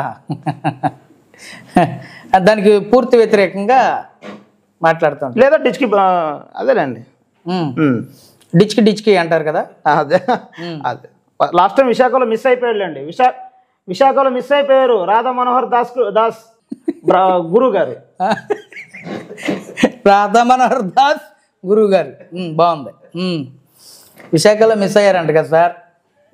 మరి పాలకొల్లో కూడా మిస్ అయ్యారు మా చేతిలో. మరి సరే, మిస్ అయినా మీరు దొరికినా నేనైతే కొట్టలేను, కానీ మా కుర్రోళ్ళు మాత్రం కొద్దిగా ఆవేశంతో ఉన్నారు. డిచ్కి బాబా గారు మీరు మాత్రం జాగ్రత్తగా ఉండండి. ఎందుకనంటే మన పాలకొల్లు వచ్చారంట కదా, మీరు వచ్చినప్పుడు మా వాళ్ళు చాలా చాలా యాక్టివ్గా బయలుదేరితే వద్దని మేమే ఆపాం సార్. ఎందుకంటే వయసును గౌరవించాలి. సరే, మీరు ఏదో రోజు బాగుపడతారు, మీరు ఏదో రోజు తెలివి వస్తుంది, మీరు అజ్ఞానంలో ఉన్నారని చెప్పి నేను ఆపుకుంటూ వచ్చా. ఎందుకంటే మీకు నాకు ఫోన్ ద్వారా మంచి కాంటాక్టే ఉంది కదా. ఎందుకంటే నేను గౌరవంగానే మాట్లాడతాను మిమ్మల్ని ఎప్పుడూ కూడా. ఒకవేళ నాకు ఫోన్ చేసినా మీరు మాట్లాడతారు కదా. ఓకే, సంతోషం. అయితే మరొక ప్రశ్న, మిస్ అయిపోయారంటే ఒక స్టార్ హోటల్లో దిగారు, ఎలాగైనా సరే ఆయన దగ్గర ఒక్కసారి కప్ కాఫీ తాగదామని వెళ్ళాను సార్, బట్ తాగలేకపోయాను. అది మిస్ అయ్యారు, అప్పుడు మిస్ అయ్యారు. చాలా సంతోషం. ఈసారి మిస్ అవ్వరులేండి. ఈసారి మిస్ అవ్వండి సార్, ఎలాగైనా సరే కప్ కాఫీ తాగే తీరుతా. అలాగే మీరు కట్టర్ హిందూగా ఉండి ఎన్నో భయంకర కార్యక్రమాలు చేసిన మీరు ఇప్పుడు కట్టర్ క్రిస్టియన్ అని అంటున్నారు కదా. ఇంత బలంగా మారటానికి ఏమైనా ముఖ్య కారణం ఉందా? ఉంది సార్. ఎవరు చూస్తున్న ప్రేక్షకులకి నేను చెప్తున్నా, పీటర్ పుట్ట గారు నాకు ₹1,00,00,000 ఆఫర్ చేశారండి. అడ్వాన్స్ ₹1,00,00,000 ఇచ్చారు. అడ్వాన్స్ ఇంకా బాకీ 9 ఉన్నాయి. అదేలే, అడ్వాన్స్ అయితే రాసుకోండి. ఇదే అంటున్నారండి మతోన్మాదులు, ఇదే రూమర్స్. నిజమైన చూస్తున్న ప్రేక్షకులు చెప్తున్నా, సత్య మార్గాన్ని, నిజ మార్గాన్ని ఈవెన్ జీసస్ క్రీస్తు గారు కూడా చెప్పారు, ఏదైనా సరే శోషించి దాన్ని అధ్యయనం చేసి మీరు జీవించాలి అని చెప్పి. ఆ ఒక్క మాట కూడా మీరు దాన్ని కూడా అర్థం చేసుకోకుండా, సో సార్ అడిగిన ప్రశ్నకి ఏంటంటే చదవాలి, దేన్నైనా అక్షరార్థం కాకుండా దాని యొక్క అంతరార్థం మనం తెలుసుకోగలిగితే మనకు అసత్యాలు తెలుస్తాయి సార్. మీరు మారటానికి గల ముఖ్య కారణం మీతో యేసుప్రభు మాట్లాడారా? అంటే అందరూ చెప్తా ఉంటారు, నాకు వెలుగు కనబడింది, నేను మారాను, లేకపోతే నేను ఎవరో సువార్త చెప్పారు నేను మారాను, లేకపోతే నా అంతటా నాకు అనిపించింది నేను మారాను, లేకపోతే బైబిల్ చదివాను నేను మారాను అంటూ ఉంటారు కదా. మీరు ఎలా మారారు? ఫస్ట్ థింగ్ సార్, నాకు సువార్త ప్రకటించే బైబిల్లో దేవుడు ఉన్నాడు, బైబిల్లో యేసుక్రీస్తు వారు దేవుడు అని చెప్పి సువార్త ప్రకటించే ధైర్యం మన పాస్టర్ ఎవరు లేరు. దాదాపు 200 నుంచి 230 పాస్టర్ల దగ్గర నేను యేసుక్రీస్తు దేవుడే కాదు నిరూపించగలరా, కన్యకు పుట్టాడా నిరూపించగలరా, యెషయా 57 ఇలాగా దన్న ప్రశ్నలు వేసి అసలు యేసుక్రీస్తు వారు అసలు దేవుడు ఎలా అవుతారు, రక్షకుడు అనే నామానికి అర్థం వేరు, ఇక్కడ ఈయన ఆ రక్షకుడు ఈ రక్షకుడు కాదు, ఈ రక్షకుడు ఆ రక్షకుడు కాదు. సో అలా అని చెప్పి మొత్తానికి అయితే 230 నుంచి చాలా వరకు ఒక కార్ గిఫ్ట్ పెట్టాను సార్ నేను. ఓకే, నా యొక్క టాక్సీ కార్ని అప్పటికప్పుడు దొంగోడు కమ్మినా 4,30,000 4,40,000 ఈజీగా వస్తాయి. సో ఆ కార్ కూడా గిఫ్ట్ గా పెట్టి నేను డిబేట్ చేసిన వ్యక్తి మరి అంత బైబిల్ నాలెడ్జ్ అని నేను అనుకుంటున్నా. ఇప్పుడు అది అజ్ఞానం అని ఇప్పుడు అక్షరార్థంగా చదివితే అది అజ్ఞానం అవుద్ది. అప్పట్లో అది నా నాలెడ్జ్, అప్పుడు అహంకారం. నాకే కాదు, ఏ మతోన్మాదికైనా వాళ్ళకి ఉన్న అహంకారం అదే. బైబిల్లో నన్ను ఎవరైనా ఓడించగలరా? నేను అడిగిన ప్రశ్నలకు ఏమైనా ఏది మొత్తం తిరిగి అక్షరార్థమే. హిందూ గ్రంథాల్లో కూడా అక్షరార్థం చూసుకుంటే బోల్డ్ ఉన్నాయి, మరి బోల్డ్ ఉన్నాయి అలాగా. సో నేను ఏది సువార్త విని లేదా ఎవరో ఆఫర్ చేస్తానో లేదా అంత మంచి జాబు అంత మంచి ఏదో దేశానికి ధర్మానికి ఏదో చేసుకుంటాను. ఇప్పుడు నేను కట్టర్ క్రిస్టియన్గా మారడానికి, కట్టర్ క్రిస్టియన్గా మారినా కూడా నేను నా భారతదేశం, నా ఇండియా నేను చాలా గౌరవించుకుంటా. అట్ సేమ్ టైం నేను మారడానికి కారణం ఏంటంటే వన్ థింగ్, నాకు ఒక 1 month నుంచి అంటే ఇదే కార్యకలాపాలు చేస్తున్నాను. బట్ వన్ ఫైన్ డే నేను ఏజెన్సీ ఏరియా వైపు వెళ్ళాను, మాడుగుల సైడ్. తర్వాత నార్త్ వాల్స్లో ఒక ఇన్సిడెంట్ జరిగింది. ఒక 60 దాకా ఉంటాయి ఆ పాస్టర్. అయ్యా వయసు స్త్రీలు ఉన్నారు, తర్వాత పురుషులు ఉన్నారు, పిల్లలు ఉన్నారు. అయ్యా మీకు ఇష్టం లేకపోతే మేము వెళ్ళిపోతామయ్యా. ఆల్మోస్ట్ వాళ్ళు ఊరంతా కవర్ చేశారు. మా బాధ అది. ఓకే. సో కాబట్టి ఇంకా కొంచెం ఆవేశం, ఆయనకి కాస్త షర్ట్ పట్టుకుని అడగడం జరిగింది. అంత పెద్ద వ్యక్తి ఫస్ట్ టైం నాకు రియలైజేషన్ అనేది అక్కడి నుంచి మొదలైంది. ఓకే. ఏంటి అసలు ఈ మ్యాన్ హ్యాండ్లింగ్ చేయడం ఏంటి అంటే, ప్రతి పాస్టర్ మ్యాన్ హ్యాండ్లింగ్ చేస్తామని కాదండి. ఎవరైనా సరే అయ్యా వెళ్ళిపోతామయ్యా అంటే వెళ్ళిపోయే వాళ్ళని ఆల్మోస్ట్ మేము జస్ట్ వెనకాల వెళ్ళిపోయేటప్పుడు ఏదో పసుపు కుంకుమ వెళ్ళే వాళ్ళని కూడా అరెస్ట్ చేయడమే. వెళ్ళే వాళ్ళని వెనకాల ఆ పసుపు కుంకుమ పెట్టుకో, అది పెట్టుకో చూద్దాం, ఇది చేసుకో చూద్దాం, సో పసుపు నీళ్ళు చల్లడం ఇలాంటివి. సో ఇలా నాకు ఆ నార్త్ వలసలో ఇది ఇలా జరగడము. మాడుగులలో కూడా ఒక చర్చ్ను మూయించేసాం. ఆ వ్యక్తి ఎన్నో సంవత్సరాల యొక్క ఎన్నో రోజుల యొక్క శ్రమ. ఆ చర్చ్కి దాదాపు చాలా మంది వస్తూ ఉంటారు. వాళ్ళందరూ ఫస్ట్ చర్చ్ ముగించడానికంటే ముందు విశ్వాసం బంద్ చేసాం, వాళ్ళని గర్వాప్స చేసాం. తర్వాత నువ్వు చర్చ్ తీసేయండి. చర్చ్ తీసారు. వాళ్ళ వెనకాల ఏదో ఎవరో ఉన్నారంటే మళ్ళీ వాళ్ళ బ్యాక్గ్రౌండ్ వాళ్ళు మాట్లాడడం, మళ్ళీ వాళ్ళతో మేము మాట్లాడడం, అసలు చట్టప్రకారంగా నేరం అని చెప్పి ఓకే ముగించేసాం, అయిపోయింది. సో తర్వాత 1 month నేను అలాగా గిల్టీ ఫీల్ అవ్వడం. ఆ ఫీల్ అనేది రాను రోజు అది ఎక్కువ నన్ను టచ్ చేయడం. తర్వాత నాకు కాల్ చేసి ఏది అంటే గర్వాప్సి తగ్గుతుంది, సువార్తలు అడ్డుకుంటున్నారా, అసలు క్రైస్తవ కుటుంబానికి వెళ్ళి కలుస్తున్నారా. సో అదే టైంలోనే అయోధ్య శ్రీరామ్ మందిర్ మూమెంట్ వచ్చింది. ఓకే. సో అప్పుడు ప్రతి ఇంటికి అక్షంతలు పంచే ప్రోగ్రామ్ వచ్చినప్పుడు నా కట్టర్ క్రిస్టియన్గా మారడానికి అది కూడా ఒక రోల్ పాటిస్తుంది. బట్ హౌ అంటే మన ప్రతి గుమ్మానికి అక్షంతలు పంచాలనేది ఒక మూమెంట్ జరిగింది. ఐ థింక్ మీకు కూడా తెలిసి ఉంటుంది. సో అలా వెళ్ళినప్పుడు ప్రతి దాదాపు 100 మంది క్రైస్తవ కుటుంబాలు అయితే 2-3 క్రైస్తవ కుటుంబాలు మినహాయించి మిగతా వాళ్ళందరూ తీసుకున్నారు. ఎందుకు? యువతలి వాళ్ళ యొక్క ఫోర్స్ కాదు, యువతల వారి యొక్క పండగ వాతావరణ దేశానికి సంబంధించింది. వాళ్ళు ఇంత హ్యాపీగా వీళ్ళు ఏదో పంచడానికి వస్తున్నారు కదా, ఏ బాబు మాకొద్దు అని చెప్పకుండా తర్వాత వాళ్ళు ఎక్కడ పక్కన పెట్టుకుంటారా, లేదంటే పారేస్తారా, లేదంటే దట్ ఈస్ అది వాళ్ళకి ఇష్టం. బట్ తీసుకోవడం అయితే తీసుకున్నారు. అట్లీస్ట్ అంటే తీసుకోవడం ఓకే అండి, మంచిది అక్కడ పెట్టండి, లేదంటే పిల్లలు వచ్చి తీసుకున్నారు. సో మరి వీళ్ళ దాంట్లో దేశానికి వ్యతిరేకత ఎక్కడుంది, ఇతర మతాల పట్ల మత వ్యతిరేకత ఎక్కడుంది? నాకు అదొక క్వశ్చన్ రైజ్ అయింది. ఇది ఇలాగా నేను ఇదంతా గమనించిన తర్వాత ఎక్కడో ఏదో నేను తప్పు చేస్తున్నానా, లేదంటే నేనేమన్నా రాడికల్గా నిజంగానే నా సిద్ధాంతం నా మైండ్ లో నింపుకున్న సిద్ధాంతం ఇవన్నీ కరెక్టేనా అసలు? సో ఇది మానవత్వానికి అసలు మానవత్వం లేనిదే ఏదైనా సరే అసలు మతం ఎందుకు, మరి ఇంతెందుకు, వచ్చేది 4 రోజులు అలా ఈ ఫోర్స్ అనేది ఎక్కువ అవడం, మెల్లమెల్లగా నా యాక్టివిటీస్ తగ్గించుకున్నా. ఓకే. పైనుంచి నాకు ఫోర్స్ వచ్చింది, ఫోన్ కాల్స్, స్వార్థలు అడ్డుకోవట్లేదు కదా, మెల్లగా ఏట్ అయింది కాస్త. ఆ రిజల్ట్ ఏంటి? తర్వాత ఏది మత ప్రచారం చేయట్లేదు అంటే, మత ప్రచారం అంటే ఇన్ ద సెన్స్ దాన్ని మనం హిందూ చైతన్య రథం అంటాము, లేదంటే హిందూ ధర్మ జాగరణ అంటాం. ధర్మజాగరణ ఇప్పుడు దీనికి నాకు ఒకటి అడుగుతాను సార్, మీరే చెప్పండి.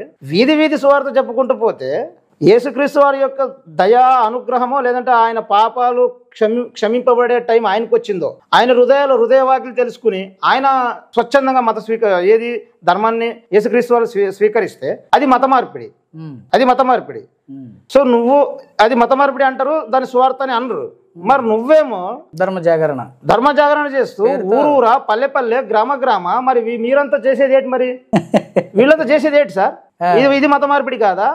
ఇది మత ప్రచారం కాదా? ఎస్, అఫ్ కోర్స్ మత ప్రచారం చేసుకోవచ్చు అకార్డింగ్ టు ఇండియన్ కాన్స్టిట్యూషన్. వీళ్ళు చేస్తే సంస్కృతి, పక్కనోడు చేస్తే అపకృతి. అపకృతి. సో ఇది జస్ట్ వీధిలో వీళ్ళు చేస్తేనే ఏది హిందూ ధర్మం ప్రచారం మేము చేసుకుంటాం అని అంటారు. తర్వాత మరి ఇంకా ఇంట్లోకి వెళ్ళి క్రైస్తవ కుటుంబాలు కూడా గర్వసి చేయడం అనేది అది ఇంకా చట్టరీత్యా నేరం. అది అవును, చాలా పెద్ద చట్టరీత్యా నేరం. చూడండి, క్రైస్తవ సమాజానికి నేను తెలియజేస్తున్నా ఈరోజు, ఎస్ ఇది జరుగుతుంది, జరుగుతూనే ఉంటుంది. మనం క్రైస్తవ సమాజంలో దీన్ని తెలుసుకోవాలి. యావత్ మీ కుటుంబాల్లో ఎవరో ఒకరు నీళ్లు తాగే నెపంతోనో, అమ్మ ఇంట్లో ఎవరైనా ఉన్నారా అనే నెపంతోనో, అమ్మ పక్కింట్లో దిగామో లేదంటే అది నెపంతోనో ఏదో ఒక రూపేణ, వస్తు రూపేణ దగ్గర అవ్వచ్చు, ధన రూపేణ దగ్గర అవ్వచ్చు, స్నేహ రూపేణ దగ్గర అవ్వచ్చు. ఓకే, బట్ మెల్లగా ఇది పరిశుద్ధ గ్రంథం కాదు, ఇందులో నీతి లేదు, ఇందులో ధర్మం లేదంటే మొహం మీద నీళ్లు జల్లి పంపించేయండి బయటికి అని నేను ఒకటి చెప్తున్నా. ఎందుకంటే ఇదే రూపంలో మేము కూడా గౌరవసి చేస్తాం సార్. ఫస్ట్ పరిచయం పెంచుకుంటాం, మెల్లమెల్లగా 5 కౌన్సిలింగ్ సార్, 5-6 కౌన్సిలింగ్ ఇచ్చేసరికి వాళ్ళు అయిపోవాల్సిందే. ఎంత పెద్ద క్రిస్టియన్ ఫ్యామిలీ అయినా సార్, అది ట్రైనింగ్ లో భాగం. వావ్.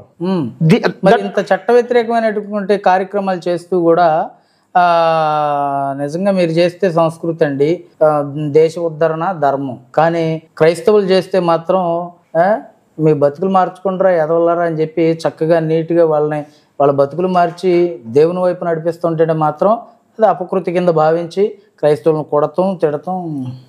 భారతదేశంలోనే ఉన్నామా అనిపించేటటువంటి, నిజంగా చాలా బాధ అనిపిస్తుంది ఇటువంటి విషయాలు. ఓకే, నేను రియలైజ్ అయ్యాను 1 monthలో అలా నేను తగ్గించుకుని, అరే క్రైస్తవ కుటుంబం ఇలా కాదు కదా, ఒకసారి వాళ్ళని కూడా ఎందుకు తిట్టాలి, వాళ్ళు ఏదో మనం గుడికి వెళ్ళి షటోగ్రాఫ్ పెట్టుకుని ఎలాగేలా గుడి చేసుకుని దండం పెట్టుకుని స్వామి శివయ్య విష్ణుయ్య అని చెప్పి ఎలాగైతే మేము అనుకుని వస్తాం, వాళ్ళు కూడా ఏదో ఆరాధన చేసుకుంటారు కదా, మనకెందుకు అని చెప్పి అలా స్లో అయిపోయి, తర్వాత ఆయన స్వరం. రెండోది, మా వీధిలో మా ఏరియాలో ఒక అబ్బాయి సైకలాజికల్ ప్రాబ్లం అండ్ పారాలసిస్ అబ్బాయి, అండ్ మాటలు రావు, అండ్ కొంచెం ఎదగడం 17-18 దాకా ఉన్న చిన్నపిల్ల మనస్తత్వం. ఓకే, సో అంటే కొంచెం మానసికంగా ఇబ్బంది కలిగి ఆ వ్యక్తి ఎవరి ఇంటి దగ్గర ఎవరు షాప్ ముందుకు వెళ్ళినా కూడా హిందూ, క్రిస్టియన్, బౌద్ధ లేదంటే ఇస్లామా లేదంటే ఎవరైనా సరే అక్కడికి వెళ్తే ఆ అబ్బాయికి 10-20 ఇస్తూ ఉంటారు. ఆ అబ్బాయి ఎవరిని చూడటం వెళ్తూ ఉంటాడు, ఏ బస్సు ఎక్కినా టికెట్ తీసుకోరు, ఏ ఆటో ఎక్కినా ఆ అబ్బాయికి ఎక్కడ తీసుకోరు. సో అటువంటి అబ్బాయి నేను ఎన్నోసార్లు నా దగ్గరకు వచ్చినప్పుడు కూడా మరి ఓ 10-20 అలా ఇచ్చేవాడిని, లేదంటే ఎక్కువ అబ్బాయికి నేను ఎగ్ డ్రెస్ చెప్పేవాడిని. అబ్బాయి ఎప్పుడు వచ్చినా వీపు వెనకాల ఫస్ట్ ఇలా చెయ్యేస్తూ ఉంటాడు. ఎప్పుడు చూసినా మాటలు రావు, అని ఇలాగా ఒక 1 word లేదా ఏదో 2 words చెప్తూ ఉంటాడు. సో ఆ అబ్బాయి నన్ను డబ్బులు అడిగినప్పుడు నేను సరేలేరా అని చెప్పేసరికి ఆ అబ్బాయి ఏమన్నా అంటే, అదే రోజు నేను ఒక పాస్టర్ కొట్టేసి సువార్తను అడ్డుకున్నాను. ఆ అబ్బాయి ఏమన్నా అంటే, అక్కడేమో కొట్టావు, తిట్టావు, ఇక్కడ మళ్ళీ నాకు అన్నం పెడుతున్నావా అన్నాడు. అరే నువ్వేంద్రా బాయ్, నువ్వేందో అన్నావు కదరా అంటే మళ్ళీ బ్యాబ్బే అంటున్నాడు. అక్కడ కూరగాయలు అమ్ముతున్న ఆంటేమో, ఆంటీ గారు ఏదో అన్నాడు కదా అంటే, ఏదో అన్నాడు బాబు, నేను కూడా వినిపించుకున్నాను, బట్ వాడు మూగాడు కదా, మాట్లాడు కదా అనేది. అప్పుడు నాకు గూస్ బంప్స్ వచ్చాయండి. అప్పుడే ఒక పాస్టర్ గారిని సువార్తను అడ్డుకుని పాస్టర్ గారికి తిట్టి దుర్భాషలాడి క్రైస్తవానికి హింసించే వచ్చాను. మరి అక్కడేమో నన్ను హింసించావు, ఇక్కడ అన్నం పెడుతున్నావు అంటే ఎవరండి అంటే, దీని అర్థం అంతటా ఉన్నవాడు యేసుక్రీస్తుల వారే. సో అక్కడ ఉన్నది ఆయనే, ఇక్కడున్నది ఈయన అనేది నాకు ఆ రోజు అసలు మాట్లాడలేనోడు మాట్లాడటం మీకు నిజంగా ఆ రోజు యేసుప్రభు మాట్లాడారని మీరు దాన్ని బట్టి రిలీజ్ అయ్యి ప్రభువుని నమ్ముకున్నారు. అవునా? Wow, wonderful. కూరగాయలు అంటే నేను అడిగినప్పుడు, అవును బాబు అబ్బాయి ఏదో మాట్లాడాడు కానీ, బట్ అబ్బాయి మూవ్ కదా మాట్లాడడానికి లేదు, బట్ మాట్లాడినట్టు అనిపించింది నాకు కూడా పక్కనే ఉన్నాను కదా, కిందనే కూర్చున్నానంటే సరే, బట్ మనం బ్యాబ్ అంటున్నాడు. సరే మళ్ళీ ఓకే, అప్పటికి నాకు గూస్ బంప్స్ వచ్చింది. నేను అక్కడ హింసించింది అంటే హింస అంటే లైక్ క్రైస్తవానికి వ్యతిరేకంగా పనిచేయడం. సో అక్కడ చెప్పినట్టు ఆయన ఆ అబ్బాయి అలా మాట్లాడడం. తర్వాత నేను ఇదే విషయం వెళ్ళి నేను ఫ్యామిలీతో మాట్లాడడం అట్ సేమ్ టైం మరి ఇలా జరిగింది అని అన్నప్పుడు వాళ్ళు కూడా కాస్త యేసుక్రీస్తు వారికి వ్యతిరేకమైన చర్యలు కాస్త తగ్గించుకోండి, లేదంటే క్రైస్తవ సమాజానికి కొంచెం ఇంత వ్యతిరేకం తగ్గించుకోండి, కాస్త కొన్ని రోజులు ఆగండి, కాస్త చూడండి అని సలహా ఇవ్వడం. మీ వైఫ్? అవును. తర్వాత కాస్త కొంచెం ఇంత దూకుడు కానీ ఇంత కానీ వద్దు, కాస్త ఏదో మరి ఎందుకు మనకి అని అనడం. అట్ ది సేమ్ టైం నేను 245 ఇంతకుముందు చెప్పాను కదండి, నేను ఏజెన్సీ ఏరియాకి వెళ్ళి వచ్చినప్పుడు ఆ రోజు ఫస్ట్ అసలు యేసుక్రీస్తు వారి యొక్క స్వరం విన్నదే ఫస్ట్ మా ఇంట్లో ఇప్పుడు ప్రస్తుతం మేరీ. సో ఓకే, సో ఆమె వినడం, తర్వాత నన్ను లేపడం, అరే శివ ఏదో ఎవరో పిలుస్తున్నట్టున్నారు అన్నప్పుడు మళ్ళీ సెకండ్ టైం ఎవరు లేదమ్మా, ఫస్ట్ నేను వెళ్ళడం, ఫస్ట్ టైం వెళ్ళినప్పుడు లోపల ఉన్న వుడెన్ డోర్ మాత్రం ఓపెన్ చేశాను, బయట ఉన్న గ్రిల్ డోర్ ఓపెన్ చేయలేదు. ఓకే. చూస్తే ఎవరు లేరు.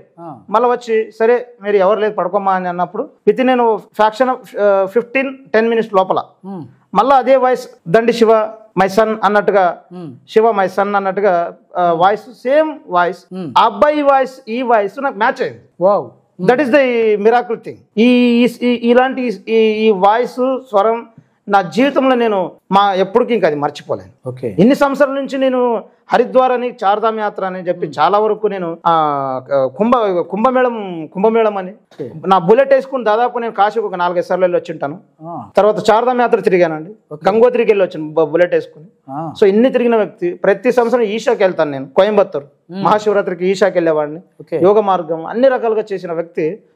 అంటే స్వరం ఇది వినిపించింది, అది వినిపించలేదు, దాన్ని కించపరచట్లేదు. ఓకే. అయితే మీరు ఇప్పుడు మారటానికి మీరు ఇప్పుడు మారారు కదా, ఇప్పుడు ఎక్స్ హిందువుగా ఉన్నారు, ఇప్పుడు క్రైస్తవులుగా, అదే ఎక్స్ హిందూ అన్నా క్రైస్తవులు అన్నా ఒకటే. అయితే క్రైస్తవులుగా ఉన్న తర్వాత, మీరు మార్పు చెందిన తర్వాత, యేసుప్రభువుని పరిపూర్ణ రక్షకుడిగా అంగీకరించిన తర్వాత మీకు బెదిరింపు కాల్స్ కానీ మీ సంస్థ నుంచి, లేకపోతే మిమ్మల్ని మానసికంగా వేధించడం కానీ ఏమైనా జరిగినాయండి? వచ్చాయి సార్, బెదిరింపు కాల్స్ వచ్చాయి.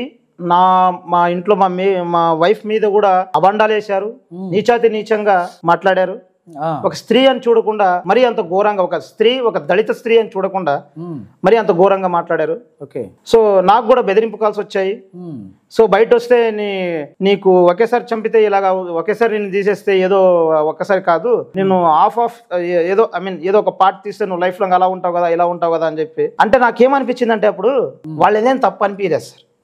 ఒకప్పుడు అదే సిచ్యువేషన్, అదే రాడికల్ ఆలోచన, అదే మత పిచ్చి ఉన్న దాంట్లో నుంచి ఈ రోజు నన్ను యేసుక్రీస్తుల వారు నన్ను బయటికి తీసి ఈరోజు నన్ను పరిశుభ్రంగా నింపారు. నేను అనుకున్నా మరి ప్రభువా వాళ్ళను కూడా ఆ మత పిచ్చి, అందులో నుంచి, ఆ అంధకారంలో నుంచి బయటికి తీసుకురా ప్రభువా అని నేను అనుకున్నాను సార్. వండర్ఫుల్. ఇందాక మీరు అంటూ ఒక మాట అన్నారు, పీటర్ పుట్ట గారు నాకు 1 కోటి రూపాయలు ఇచ్చారు అని అన్నారు కదా. అంటే ఇటువంటి అబండాలు ఖచ్చితంగా మీ మీద పడతాయి నాకు తెలిసి. ఎందుకనంటే క్రైస్తవులు కదా, వీళ్ళు మిషనరీస్ కదా, వీళ్ళ దగ్గర డబ్బులు ఉంటాయి, అలాగే దండి శివని కొనేసుకున్నారేమని అని చెప్పి మీ మీద కొన్ని అబండాలు వేస్తారు. కానీ ఈ అబండాలకి నాకు తెలిసి శివ ఈరోజు ఇక్కడికి రావటానికి కూడా ఫైనాన్షియల్గా ఇబ్బంది పడుతున్నటువంటి పరిస్థితిని నేను గమనించాను. నేను ఈ ఆర్గనైజేషన్ నుంచి నేనేం తెలియజేస్తున్నాను అని అంటే, ఏ క్రైస్తవుడు 10 పైసలు కూడా ఇవ్వడం. ఒకవేళ క్రైస్తవులు ఇచ్చేటట్లయితే FFCI Christian national organization national ప్రెసిడెంట్గా క్రైస్తవులు సర్వీస్ చేస్తారు తప్ప ఏ వ్యక్తికి డబ్బులు ఇచ్చి, ఏ వ్యక్తిని మత మార్పిడి చేసి అంత కర్మ క్రైస్తవ్యానికి ఏమీ లేదు. ఓకేనా? దేవుని సువార్తను ప్రకటించటంలోనే మాకున్నటువంటి నిజాయితీని ప్రూవ్ చేసుకొని వాళ్ళు రక్షింపబడతారు తప్ప ఏ వ్యక్తికి కట్ర హిందువులకు డబ్బులు ఇచ్చి, లేకపోతే అలా డబ్బులు ఇచ్చేదైతే బోల్డ్ మందికి ఇచ్చేయచ్చు కదా, కట్ర హిందువులు అందరూ మారిపోతారు కదా. ఏ రోజైనా యేసు ప్రభువే మాట్లాడతాడు. అది క్రైస్తవ్యం దగ్గర ఉన్నటువంటి నిజాయితీ. మీరిస్తారు డబ్బులు, మీరిస్తారు ప్రలోభాలు, 3 టర్మ్లో 4 టర్మ్లో కౌన్సిలింగ్లు మీరు చేస్తారు. ఇందాక చెప్పారు కదా దండి శివ గారు. కాబట్టి అటువంటి అపోహలు మానుకోండి, మతోన్మదులారా, అటువంటి అపోహలు మానుకోండి. ఎవరికి ఎవరు డబ్బులు ఇవ్వరండి, ఎవరి దగ్గర ఊరికే గుట్ల పోసుకొని ఇక్కడ ఎవడో లేడు. ఓకేనా? మిమ్మల్ని ఎవరైనా భయపెట్టి కానీ మత మార్పిడి ఏమైనా చేశారో నాకు ఒక డౌట్ వచ్చింది. ఎందుకనంటే మీరు ఇంత కట్టర్ హిందువుగా ఉన్నటువంటి మీరు సడన్ గా యేసుప్రభు మాట్లాడాడు అని చెప్పి వచ్చేసాను అంటున్నారు. దీనిలో నేనైతే నమ్ముతా, ఎందుకంటే దేవుని వాక్కుని నేను ఎక్స్పీరియన్స్ చేశాను కాబట్టి, ఆయన శక్తిని నేను ఎక్స్పీరియన్స్ చేశాను కాబట్టి నేను నమ్ముతా. కొంతమంది అనుకుంటూ ఉంటారు, మిమ్మల్ని ఎవరైనా భయపెట్టారా, లేకపోతే ఏదైనా ప్రలోభాలకి లోబడిపోయారా అని చెప్పి అడుగుతారు కదా. మిమ్మల్ని ఎవరైనా భయపెట్టి మతం మారని చెప్పి అన్నారా మీతో? అన్నారు సార్. ఎవరైనా భయపెట్టని లేదు. నేనే సృష్టికర్త, నేనే లోకరక్షకుడిని, నేనే సత్యం, నేనే నిత్యం, నేనే అన్ని నేనే అని చెప్పి నా రక్షకుడు నాకు చెప్పుకున్నాడు సార్. ఓకే. అది బైబిల్ గ్రంథం ద్వారా చెప్పారా? అవును, బైబిల్ గ్రంథం ద్వారా. Okay, very nice. అంటే యేసుక్రీస్తుల వారు ఆయన ఆశ్చర్యకరుడు, ఆలోచనకర్త సార్. నేను ఒక సజెషన్ ఏమైతే ఇస్తానంటే మీకు సార్, ఇప్పటి వరకు బిబ్లికల్ లాంగ్వేజ్ ఒకటి ఉంటది. అంటే బైబిల్ పరంగా కొన్ని భాషలు, అంటే ఎలాగా ఆరాధనని, ప్రార్థనని, యేసు ప్రభు అని, లేకపోతే బైబిల్ గ్రంథం అని, ఇలాగా అంటే ఈ ప్రొనౌన్సియేషన్. అంటే హిందువులు ఏమంటారంటే యేసు ప్రభువులు వారు ఇలా మాట్లాడతారు, మీరు మాట్లాడే భాష. నేనేమంటున్నానంటే మీకు ఇచ్చే సజెషన్ ఏంటంటే, మీరు బాగా ప్రార్థన చేయాలి, ఫస్ట్ పాయింట్. రెండవది, ప్రభు మీద ఆధారపడి విశ్వాసంలో బాగా నలగాల. మూడవది బైబిల్ గ్రంథాన్ని బాగా చదవాలి. మీరు గతంలో ఏదైతే గ్రంథాలను చదివారో దానికంటే ఎక్కువగా బైబిల్ గ్రంథాన్ని మీరు ఎక్కువగా చదవాలి. దీని ద్వారా బిబ్లికల్ లాంగ్వేజ్ లోనికి మీరు వచ్చేయడానికి అవకాశం ఉంది. గతంలో ఏదైతే అది కరెక్ట్ కాదు, అది మార్గం కాదు, అది వే కాదు అని చెప్పి తెలిసి కూడా మీరు ఎన్ని గర్వాపసీలు చేశారో, నిజంగా బైబిల్ గ్రంథాన్ని తెలుసుకొని నిజరక్షకుడు యేసు ప్రభు అని చెప్పి తెలుసుకున్న మీరు దానికంటే 10ంతలో గర్వాపసీలు చెయ్యాల్సిందే. ఆమేన్. చేస్తాను కూడా సార్, చేస్తాను కూడా ఖచ్చితంగా చేయాల్సిందే. ఇప్పుడు మీరు అది తప్పు కానప్పుడు ఇది తప్పు కాదుగా, అస్సలు కాదు, చేస్తాను కదా, చేస్తాను కూడా. ఇందులో ఇంకో గుడ్ న్యూస్ చెప్తున్నా. ఆల్రెడీ అందులో ఏదైతే నేను చేశానో కరాప్సీలో 3 కుటుంబాలు తిరిగి తీసుకొచ్చాను. Wonderful, wonderful. 3 కుటుంబాలు వండర్ఫుల్. నేను ఒక మాట అయితే మిమ్మల్ని అడుగుతున్నా సార్, అడగండి. స్పిరిచువాలిటీ వేరు, సామాజికత వేరు. అంటే ఆధ్యాత్మికత వేరు. మనం మనుషులం కాబట్టి, బలహీనం కాబట్టి ఒక్కొక్క టర్మ్ లో మిమ్మల్ని మీ పాత సంస్థ ఏదైతే నేషనల్ సంస్థ ఉందో మీది, ఆ సంస్థ వాళ్ళే వచ్చి దండి శివ నువ్వు మంచి వర్కబుల్ పర్సన్ అయ్యా, ఇదిగో నీకు ఒక 10 లక్షలు ఇస్తున్నాను, లేకపోతే ఒక 50 లక్షలు ఇస్తున్నాను, మరలా నువ్వు ధర్మజాగరణలో వచ్చేయాలి, నీకు అప్పగించినటువంటి ఆ డైరీ ఏదైతే ఉందో ఆ డైరీలో కార్యాచరణ అంతా, కార్యక్రమాలంతా చేయాలబ్బాయి అని చెప్పంటే మీ యొక్క జవాబు ఏంటి? ఆ 10 లక్షల పైన నా యేసుక్రీస్తు శిలువ పెట్టేసి వాళ్ళు మళ్ళీ వాళ్ళ అమౌంట్ వాళ్ళకే ఇచ్చేసి కంఠంలో ఊపిరినంత వరకు నా యేసుక్రీస్తు విశ్వాసాన్ని, ఆయన నామాన్ని నేను విడిచిపెట్టాను. Wonderful, wonderful. ఇప్పుడు 10 లక్షలు 50 లక్షలు మొదలు ఇస్తానన్నప్పుడే తీసుకున్నటువంటి మర్దు, లేకపోతే మీ భాషలో దండి శివ, మరి ప్రలోభ పెట్టి క్రైస్తవులు ఇచ్చే చిన్న చితక అమౌంట్కి ఎలా గుర్తుపడతాడు అనుకున్నారా? ఆయన మీద పాపం ఆ బండాలు వేస్తూ అమ్ముడు పోయాడు అది ఇది అని చెప్పి మాట్లాడుతున్నారు. సరే మీరు ఇచ్చి చూడండి, 10 లక్షలు 50 లక్షలు ఇస్తానన్నారు కదా, ఆయన ఏమన్నాడు? సిలువను పెట్టి దాని మీద ఆ 10 లక్షలు కూడా మరలా పళ్ళెంలో పెట్టి మీకు ఇస్తానంటున్నాడు. లేకపోతే సిలువను పెట్టి మీరు ఇచ్చేటటువంటి ఆ 50 లక్షలని పళ్ళెంలో పెట్టి చక్కగా ఇస్తానంటున్నాడు. ఏ వ్యక్తిని కూడా మానసికంగా ఆ వ్యక్తిని కించపరచటం, మనోభావాలు దెబ్బతినేటట్లుగా మాట్లాడటం అనేది మీ మతోన్మాదానికి నిదర్శనం. అంతే. అవి మానుకోండి, బాగుపడతారు. బుద్ధి తెచ్చుకొని ప్రభువుని నమ్ముకున్నటువంటి మర్దుకు లాగా మీరు కూడా బుద్ధి తెచ్చుకొని ప్రభువుని తెలుసుకోండి. ఇంకా మీకు తెలివి రాలా?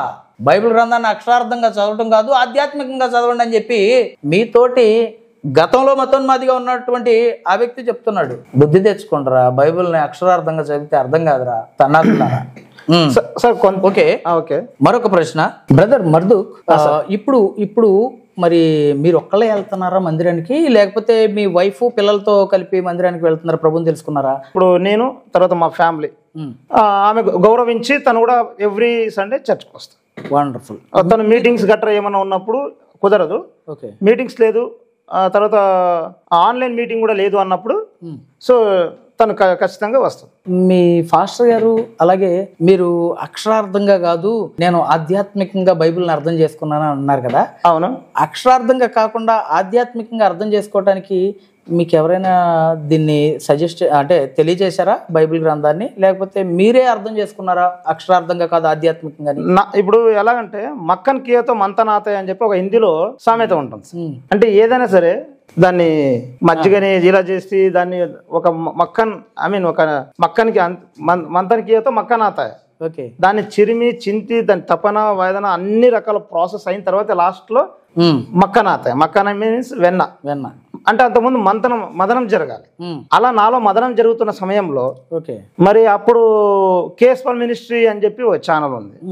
అప్పట్లో ఆయనకి దుర్భాషలాడి చాలా వరకు నేను ఆయన్ని చాలా దుర్భాషలాడడం, తర్వాత యేసుక్రీస్తు దేవుడేనా అని చెప్పి అమ్మనా బూతులు దుర్భాషలాడడం, అఫీషియల్ గా చెప్పాలంటే దుర్భాషలాడడం.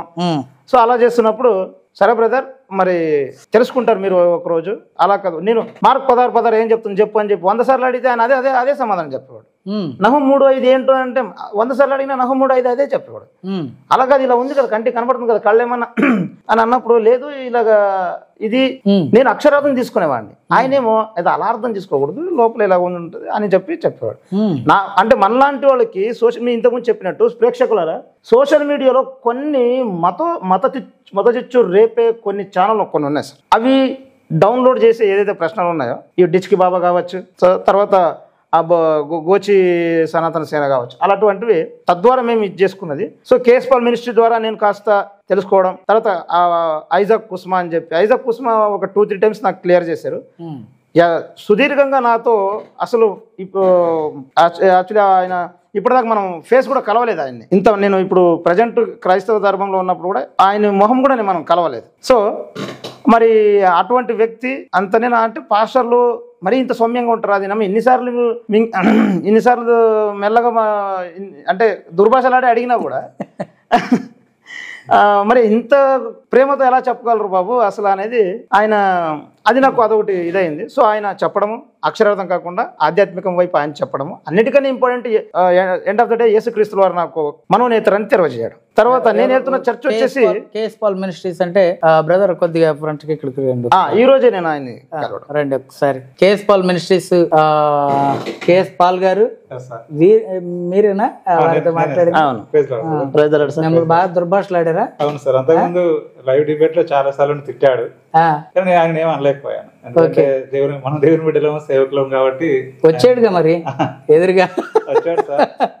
మరి దాదాపు ఒక 2-3 నెలలు ఇతనితో దేవుని వాక్యం, దేవుని ఆత్మీయ విషయాలు పంచుకొని ఆ తర్వాత మరి నా దగ్గరికి వచ్చి బాప్తిస్మం తీసుకుంటా అన్నాడు. దాదాపు ఆయనకు నాకు 1000-1100 కిలోమీటర్ల దూరం.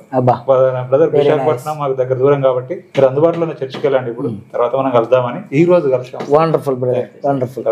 ఓకే సార్, దేవుని చిత్తం బట్టి ఈ రోజు దేవుని యొక్క ఆశీర్వాదం, ఆయన అనుగ్రహం, ఆయన చిత్తం బట్టి ఈ రోజే మా K S Paul ministry proprietor and ex Hindu మర్దూక్ ఈ రోజే కలవడం జరిగింది sir. Wow, very nice, very nice. నేను వెళ్తున్న చర్చ్ దైవజనులు వచ్చేసి రెవరెండ్ స్టీవెన్ గారు అని చెప్పి, నాకు హిందూ గ్రంథాలు, వేదాలు, పురాణాలు, ఉపనిషత్తులు, ఇతిహాసాలు, సో ఇవన్నీ వాటితో పాటు బైబిల్లో ఆధ్యాత్మిక అనేది, స్పిరిచువల్ అనేది అత్యద్భుతంగా ఇంకా హిందూ గ్రంథాలతో సహా, వేదాలతో సహా ఆయన ఇంట్లో రూమీలు చూస్తే మొత్తం పలానా వర్షన్ వేదం లేదు అనడానికి లేదు, పలానా వర్షన్ భగవద్గీత లేదు అనడానికి లేదు, ఏ బుక్ అడిగితే అన్ని రకాల వర్షన్స్ ఉంటాయి. ఆయన మీ దైవజనులు వెళుతున్న దైవజనులు. ఇప్పుడు నేను హిందూ గ్రంథాల పట్ల కూడా ఇలా ఉంది కదా అని నేను చట్టబద్ధంగా కించపరచడం కాకుండా, అంటే గోపి సనాతన సేన నీ భాషలో కాకుండా హిందూ గ్రంథాల ప్రకారం ఇలా ఉంది అని ప్రశ్నిస్తున్నానంటే అది మా పాస్టర్ గారు మాకు ఇస్తున్న జ్ఞానం సార్. ఓకే, గోపి గారు బాగా ఇబ్బంది పెట్టినట్టున్నారు.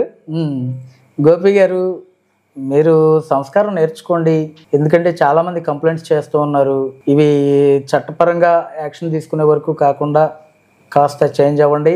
అలాగే ఇంకా ఉన్నటువంటి చాలామంది చట్టపరంగా యాక్షన్ తీసుకునే వరకు కాకుండా సంస్కారయుక్తంగా మీరు మీ ధర్మాలలో సత్తా ఉంటే, సబ్జెక్ట్ ఉంటే మీరు మీ ధర్మాన్ని ప్రచారం చేసుకుంటే చాలండి. అంతేగాని క్రైస్తవ ధర్మం గురించో లేకపోతే క్రైస్తవ బైబిల్ గ్రంథం గురించో మీరు వ్యంగ్యాస్త్రాలు ఉపయోగించాల్సినటువంటి అవసరం లేదు.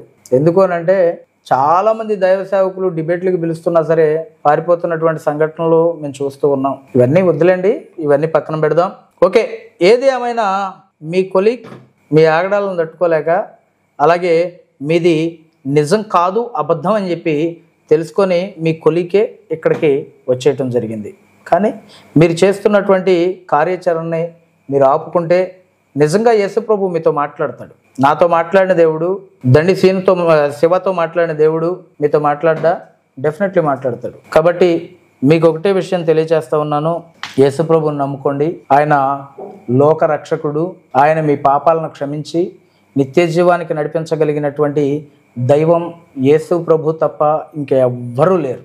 ఆమేన్, ఆమేన్. ఇక్కడ కొంతమంది వాళ్ళ యొక్క స్వలాభం కోసం, కొంతమంది ఇప్పుడు మతం సంస్థలు ఎలా ఉన్నాయంటే they are knows who is the universal endless and eternals universal king, who is the king of the king, that is so యేసుక్రీస్తు వారు అని చెప్పి ఆయనకు తెలుసు. కానీ ఆ సంస్థ యొక్క హోదా, నాకు ఏదో కొన్ని వేల మంది కార్యకర్తలు ఉన్నారు అన్నట్టు బిల్డప్, ఏదో సినిమాలు తీస్తున్నా, షార్ట్ మూవీ తీస్తాను అన్నట్టుగా ఒక డైరెక్టర్ రేంజ్లో, అదే నేను ఎక్కడ నేను చచ్చిపోయే లోపల ఒక చర్చ అయినా ఉండిపోతుందా అని విక్రమార్కుడు రేంజ్లో, బాహుబలి రేంజ్లో డైలాగ్ రాసుకుని చెప్పడం. సో ఈ హోదా, ఆ లెవెల్, ఆ సంస్థ, యేసుక్రీస్తుల వారే నిజమైన సృష్టికర్త, ఆయనే లోకరక్షకుడు, పాపాన్ని పరిహరించే అంత శక్తి, బలము అన్ని ఉన్నది యేసుక్రీస్తు నామానికి మాత్రమని తెలిసి ఈ హోదా కోసం, ఈ కోట్ల రూపాయల ఒక ధనం కోసం ఇన్ని రకాలుగా చేస్తున్నారు సార్. కొంతమంది తెలిసి చేస్తున్నారు, అనేది చెప్తున్నా. యేసు ప్రభు నిజరక్షకుడు అని వాళ్ళకు కూడా తెలుసు, వాళ్ళకు కూడా తెలుసు. They are knows. Yes wonderful.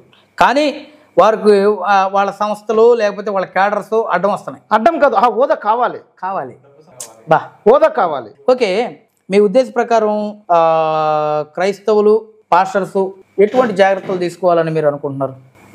ఇక్కడ పాస్టర్స్, నేను పాస్టర్స్ చెప్తున్నాను సార్, దైవజనులు అందరికీ, ఏ చర్చ్కి ఆ చర్చ్కి ఒక యూనిట్ అనేది కాకుండా, ఐక్యత అనేది కాకుండా, ఏ మినిస్ట్రీకి ఆ మినిస్ట్రీ ఐక్యత అనడం కాకుండా, ఫర్ ఎగ్జాంపుల్ ఒక మినిస్ట్రీలో ఏదైనా కొంచెం ఇబ్బంది అయింది, ఏదో చర్చ్ పాస్టర్ మీద అటాక్ జరిగింది, లేదా సంఘం మీద అటాక్ జరిగింది, లేదా some happens in some another religions. So అప్పుడు అలాంటి టైంలో ఆ మినిస్ట్రీ వాళ్ళు ఇంకొక 2-3 తెలిసిన పాస్టర్ గారు కూడా కట్టుకుని ఏదో 300 మంది 400 మంది అలా పిలిపించుకుని ఆ మమ అని చెప్పి ప్రొటెస్ట్ చేయడం కాకుండా, ఎక్కడికక్కడ ఒక చైన్ లింక్, నాకు ఇటువంటి ఒక సంస్థ ఉందన్న విషయం నాకు తెలియదు సార్. జాతీయ స్థాయిలో అన్ని రాష్ట్రాలు కలుపుకుని దానికి అధ్యక్షులు మీరని, ఇటువంటి ఒక కాన్సెప్ట్ ఉందని I don't know really. So ఇప్పుడు నాకు హ్యాపీ అనిపిస్తుంది. బట్ పాస్టర్కి నేను చెప్పే విషయం ఏంటంటే, ఎప్పటికప్పుడు మీ విశ్వాసం చూసుకుంటూ ఉండండి. ఎవరైనా కొత్తగా ఏమో గ్లాస్ నీళ్లు ఉన్నాయంటే ఆ నీళ్లు తీసుకుని వాళ్ళ మొహం మీద కొట్టి పంపించేయండి. కరోప్సీ చేయాల్సిన ఛాన్సెస్ కూడా చాలా ఉంటాయి. తర్వాత ఐక్యత ఉండండి. సో ప్రతి ఒక్కరు ఏదైతే జాతీయ సంస్థలు ఎవరైనా ఉన్నారు అంటే, ఇలాంటి సంస్థలు ఉన్నాయంటే అందులో మీరు మెంబర్షిప్ తీసుకోండి. వీలైతే నేను నాయకత్వాన్ని నడిపించగలను, నాయకత్వాన్ని నడిపించగలను నేను. సో ఒక జాతీయ సంస్థలు ఇలాంటి అధ్యక్షుల యొక్క ఏదైతే ఒక జాతీయ సంస్థలు ఉన్నాయో మెంబర్షిప్ తీసుకోండి. వీలైతే పోరాటం చేసే కొంచెం ఆ నైపుణ్యం, ఆ కౌశల్యం అవన్నీ ఉన్నాయంటే, దేవుని పట్ల పౌరుషం ఉండి దేవుని కొరకు నిలబడాలి, నా క్రైస్తవ సమాజం కొరకు నేను పోరాటం చేయాలి అంటే, ఇటువంటి తత్వం ఉన్న వాళ్ళు ఒక మండల కన్వీనర్ కావండి, ఒక జిల్లా స్థాయి కన్వీనర్ కావండి, కనీసం మెంబర్షిప్ అవ్వండి. సో మీకంటూ ఏదైనా కొంచెం ఉన్నప్పుడు ఒక జాతీయ సంస్థలు ఉంటాయి. అవును సార్. మర్దు సార్, నేను ఈ ప్రశ్న అడగొచ్చో లేదో నాకు తెలీదు, కానీ మీ జీవన విధానంలో మీరు గతంలో ఏం పని చేస్తూ ఉండేవాళ్ళు, ఇప్పుడు ఏం పని చేస్తున్నారు? గతంలో నేను ఇదే పనే సార్. నేను ధర్మ జాగరణ చేసేవాడిని. అండ్ కార్ డ్రైవింగ్ ఉండేది, నాకు కార్ డ్రైవింగ్ ఉండేది, ధర్మ జాగరణ చేసుకునేవాడిని. అట్ ది సేమ్ టైం ఇప్పుడు ప్రజెంట్ మరి కారు తర్వాత ఇంకా ధర్మ జాగరణ పోస్ట్ అన్నీ పోయిన తర్వాత ప్రస్తుతానికైతే అదే నెట్వర్క్ అలాగే ఉంది. తర్వాత అన్ని రకాలుగా ఉన్నా కూడా క్రైస్తవ మార్గం అనేది, క్రైస్తవం స్వీకరించగానే అమ్మాయిలు తర్వాత లక్షలు డబ్బులు ఇవన్నీ కాదు. నేను చూస్తున్న ప్రేక్షకులకి క్రైస్తవ మార్గాన్ని స్వీకరించగానే దొరికేది పరిశుద్ధత, నిత్యలోకానికి మార్గము, మంచి జీవితము తప్ప లోక సంబంధమైన సుఖ జీవితాలు కాదు. నేను అయితే ప్రస్తుతానికి షో ఏదైతే ఉన్నానో, మిమ్మల్ని ఎవరో టార్గెట్ చేసి మాట్లాడారని నాతో మధ్యాహ్నం మాట్లాడారు. అదే టాపిక్ మీద మీరు ఇబ్బంది పడుతూ అది కాదు బైబిల్ క్రిస్టియానిటీ అని చెప్పి మీరు చెప్పబోతున్నారు. కానీ నేను అడిగిన దానిలో ఏంటంటే, ఇప్పుడు మీరు చేస్తున్నటువంటి వృత్తి ఏంటి? నేను ప్రజెంట్ ఒక పాస్టర్ గారు అని చెప్పాను కదండి. ఓకే, నేను ప్రస్తుతానికి ఎప్పుడైతే ఒక భారతదేశానికి సంబంధించిన కాకుండా ప్రపంచ స్థాయిలో ఉన్న ఏదైతే ఆ సంస్థ ఉందో, సో అందులో ధర్మ జాగరణ అనే దాంట్లో నుంచి నేను బయటకు రాగానే తర్వాత నేను ప్రస్తుతానికి రోడ్డు మీద రోడ్డు మీద ఇన్ ద సెన్స్ కొంచెం ఆర్థికంగా నేను ఇలా ఉన్నప్పుడు నన్ను యేసుక్రీస్తు వారు ఏ చర్చ్కి అయితే ఏ మందిరానికి అయితే నడిపించారో అదే దైవజనులు ఒక ఆటోని రోజు అద్దె కట్టే ఆటోని ఇప్పించారు. ఓకే, సో డైలీ ఆ ఓనర్కి ఏదైతే అమౌంట్ ఇవ్వాలో అది ఇచ్చేసి మిగిలింది మళ్ళా కాస్త అలాగే ప్రస్తుతం జీవనం. నేను ఈ ప్రశ్న ఎందుకు అడిగాను అంటే, తప్పలేదు సార్, వాస్తవానికి మీ ఒకేసారి మీ సామాజిక ఆ జీవితాన్ని అంతటినీ వదిలేసి యేసుప్రభుని తెలుసుకున్నారు అని అంటే, డబ్బులు వస్తాయో రోగాలు పోతాయో ఇదంతటి కంటే కూడా ఆధ్యాత్మికంగా నిత్యత్వపు ఆలోచనలు ఉన్న వ్యక్తి మాత్రమే యేసుప్రభుని నమ్ముకుంటాడు మాక్సిమం. ఆ ఉద్దేశంతో మీరు తెలుసుకున్నారు కాబట్టి, అసలు నిజమైనటువంటి కంటెంట్ తో మీరు తెలుసుకున్నారు కాబట్టి, ఆ పాత సామాజిక జీవితాలన్నీ పూర్తిగా వైదొలిగినవి, ఆర్థికంగా మీరు వెనకబడి ఉన్నారని నేను గమనించి ఈ ప్రశ్న నేను అడగటం జరిగింది. ఈ ప్రశ్న నేను అడిగి సమాజానికి కూడా ఒక విషయాన్ని తెలియజేయాలని నేను ఆశపడుతున్నా. ఎవరు కూడా ఒక వ్యక్తికి సహకరించరండి, కానీ ఈ వ్యక్తి తన యొక్క పూర్తి సామాజిక జీవితాన్ని, అలాగే తన ముందు భవిష్యత్తు జీవితాన్ని, అలాగే వారి యొక్క పరిస్థితులన్నింటినీ విడిచిపెట్టి నూతనమైనటువంటి ఒక వ్యవస్థలోనికి వచ్చినటువంటి ఈ యొక్క బిడ్డ పరిస్థితి నిజంగా ఏదో ఒక ఆటో తీసుకొని దాన్ని నడిపించుకుంటున్నారు అద్దె ఆటో తీసుకొని నడిపించుకుంటున్నారు అనేది గమనించినప్పుడు నేను చాలా బాధపడ్డాను. వాస్తవానికి మనం ప్రతి ఒక్కరూ చేయి కలిపి, వారి ఫోన్ నెంబర్ చెప్తా నేను, మనందరం చేయి కలిపి ఖచ్చితంగా అంతకు ముందు అతను ఉన్నటువంటి ఆర్థిక పరిస్థితి ఏదైతే ఉందో, అతను ఉన్నటువంటి కారు ఉండేది కదా, కారు నడుపుకుంటూ ఉండేటటువంటి ఆ పరిస్థితి ఏదైతే ఉందో, మనం అందరం కలిపి ఒక చేయి కలిపి ఒక కారును కొనించి వారి యొక్క ఆర్థిక పరిస్థితిని మరలా బలపరిచే ప్రయత్నం చేస్తే బాగుంటుందేమో నా అభిప్రాయం. కాబట్టి మీరు కూడా సహకరించి వారి ఫోన్ నెంబర్, మీ ఫోన్ నెంబర్ చెప్పండి ఒకసారి. నా ఫోన్ నెంబర్ 7416163284284. ఓకే, ఆ నెంబర్కి మీరు వీలైతే ఖచ్చితంగా మీరు ఫోన్పే ద్వారా ఇలా మాట్లాడుతున్నాను, దయచేసి వేరుగా అన్యదా భావించొద్దు.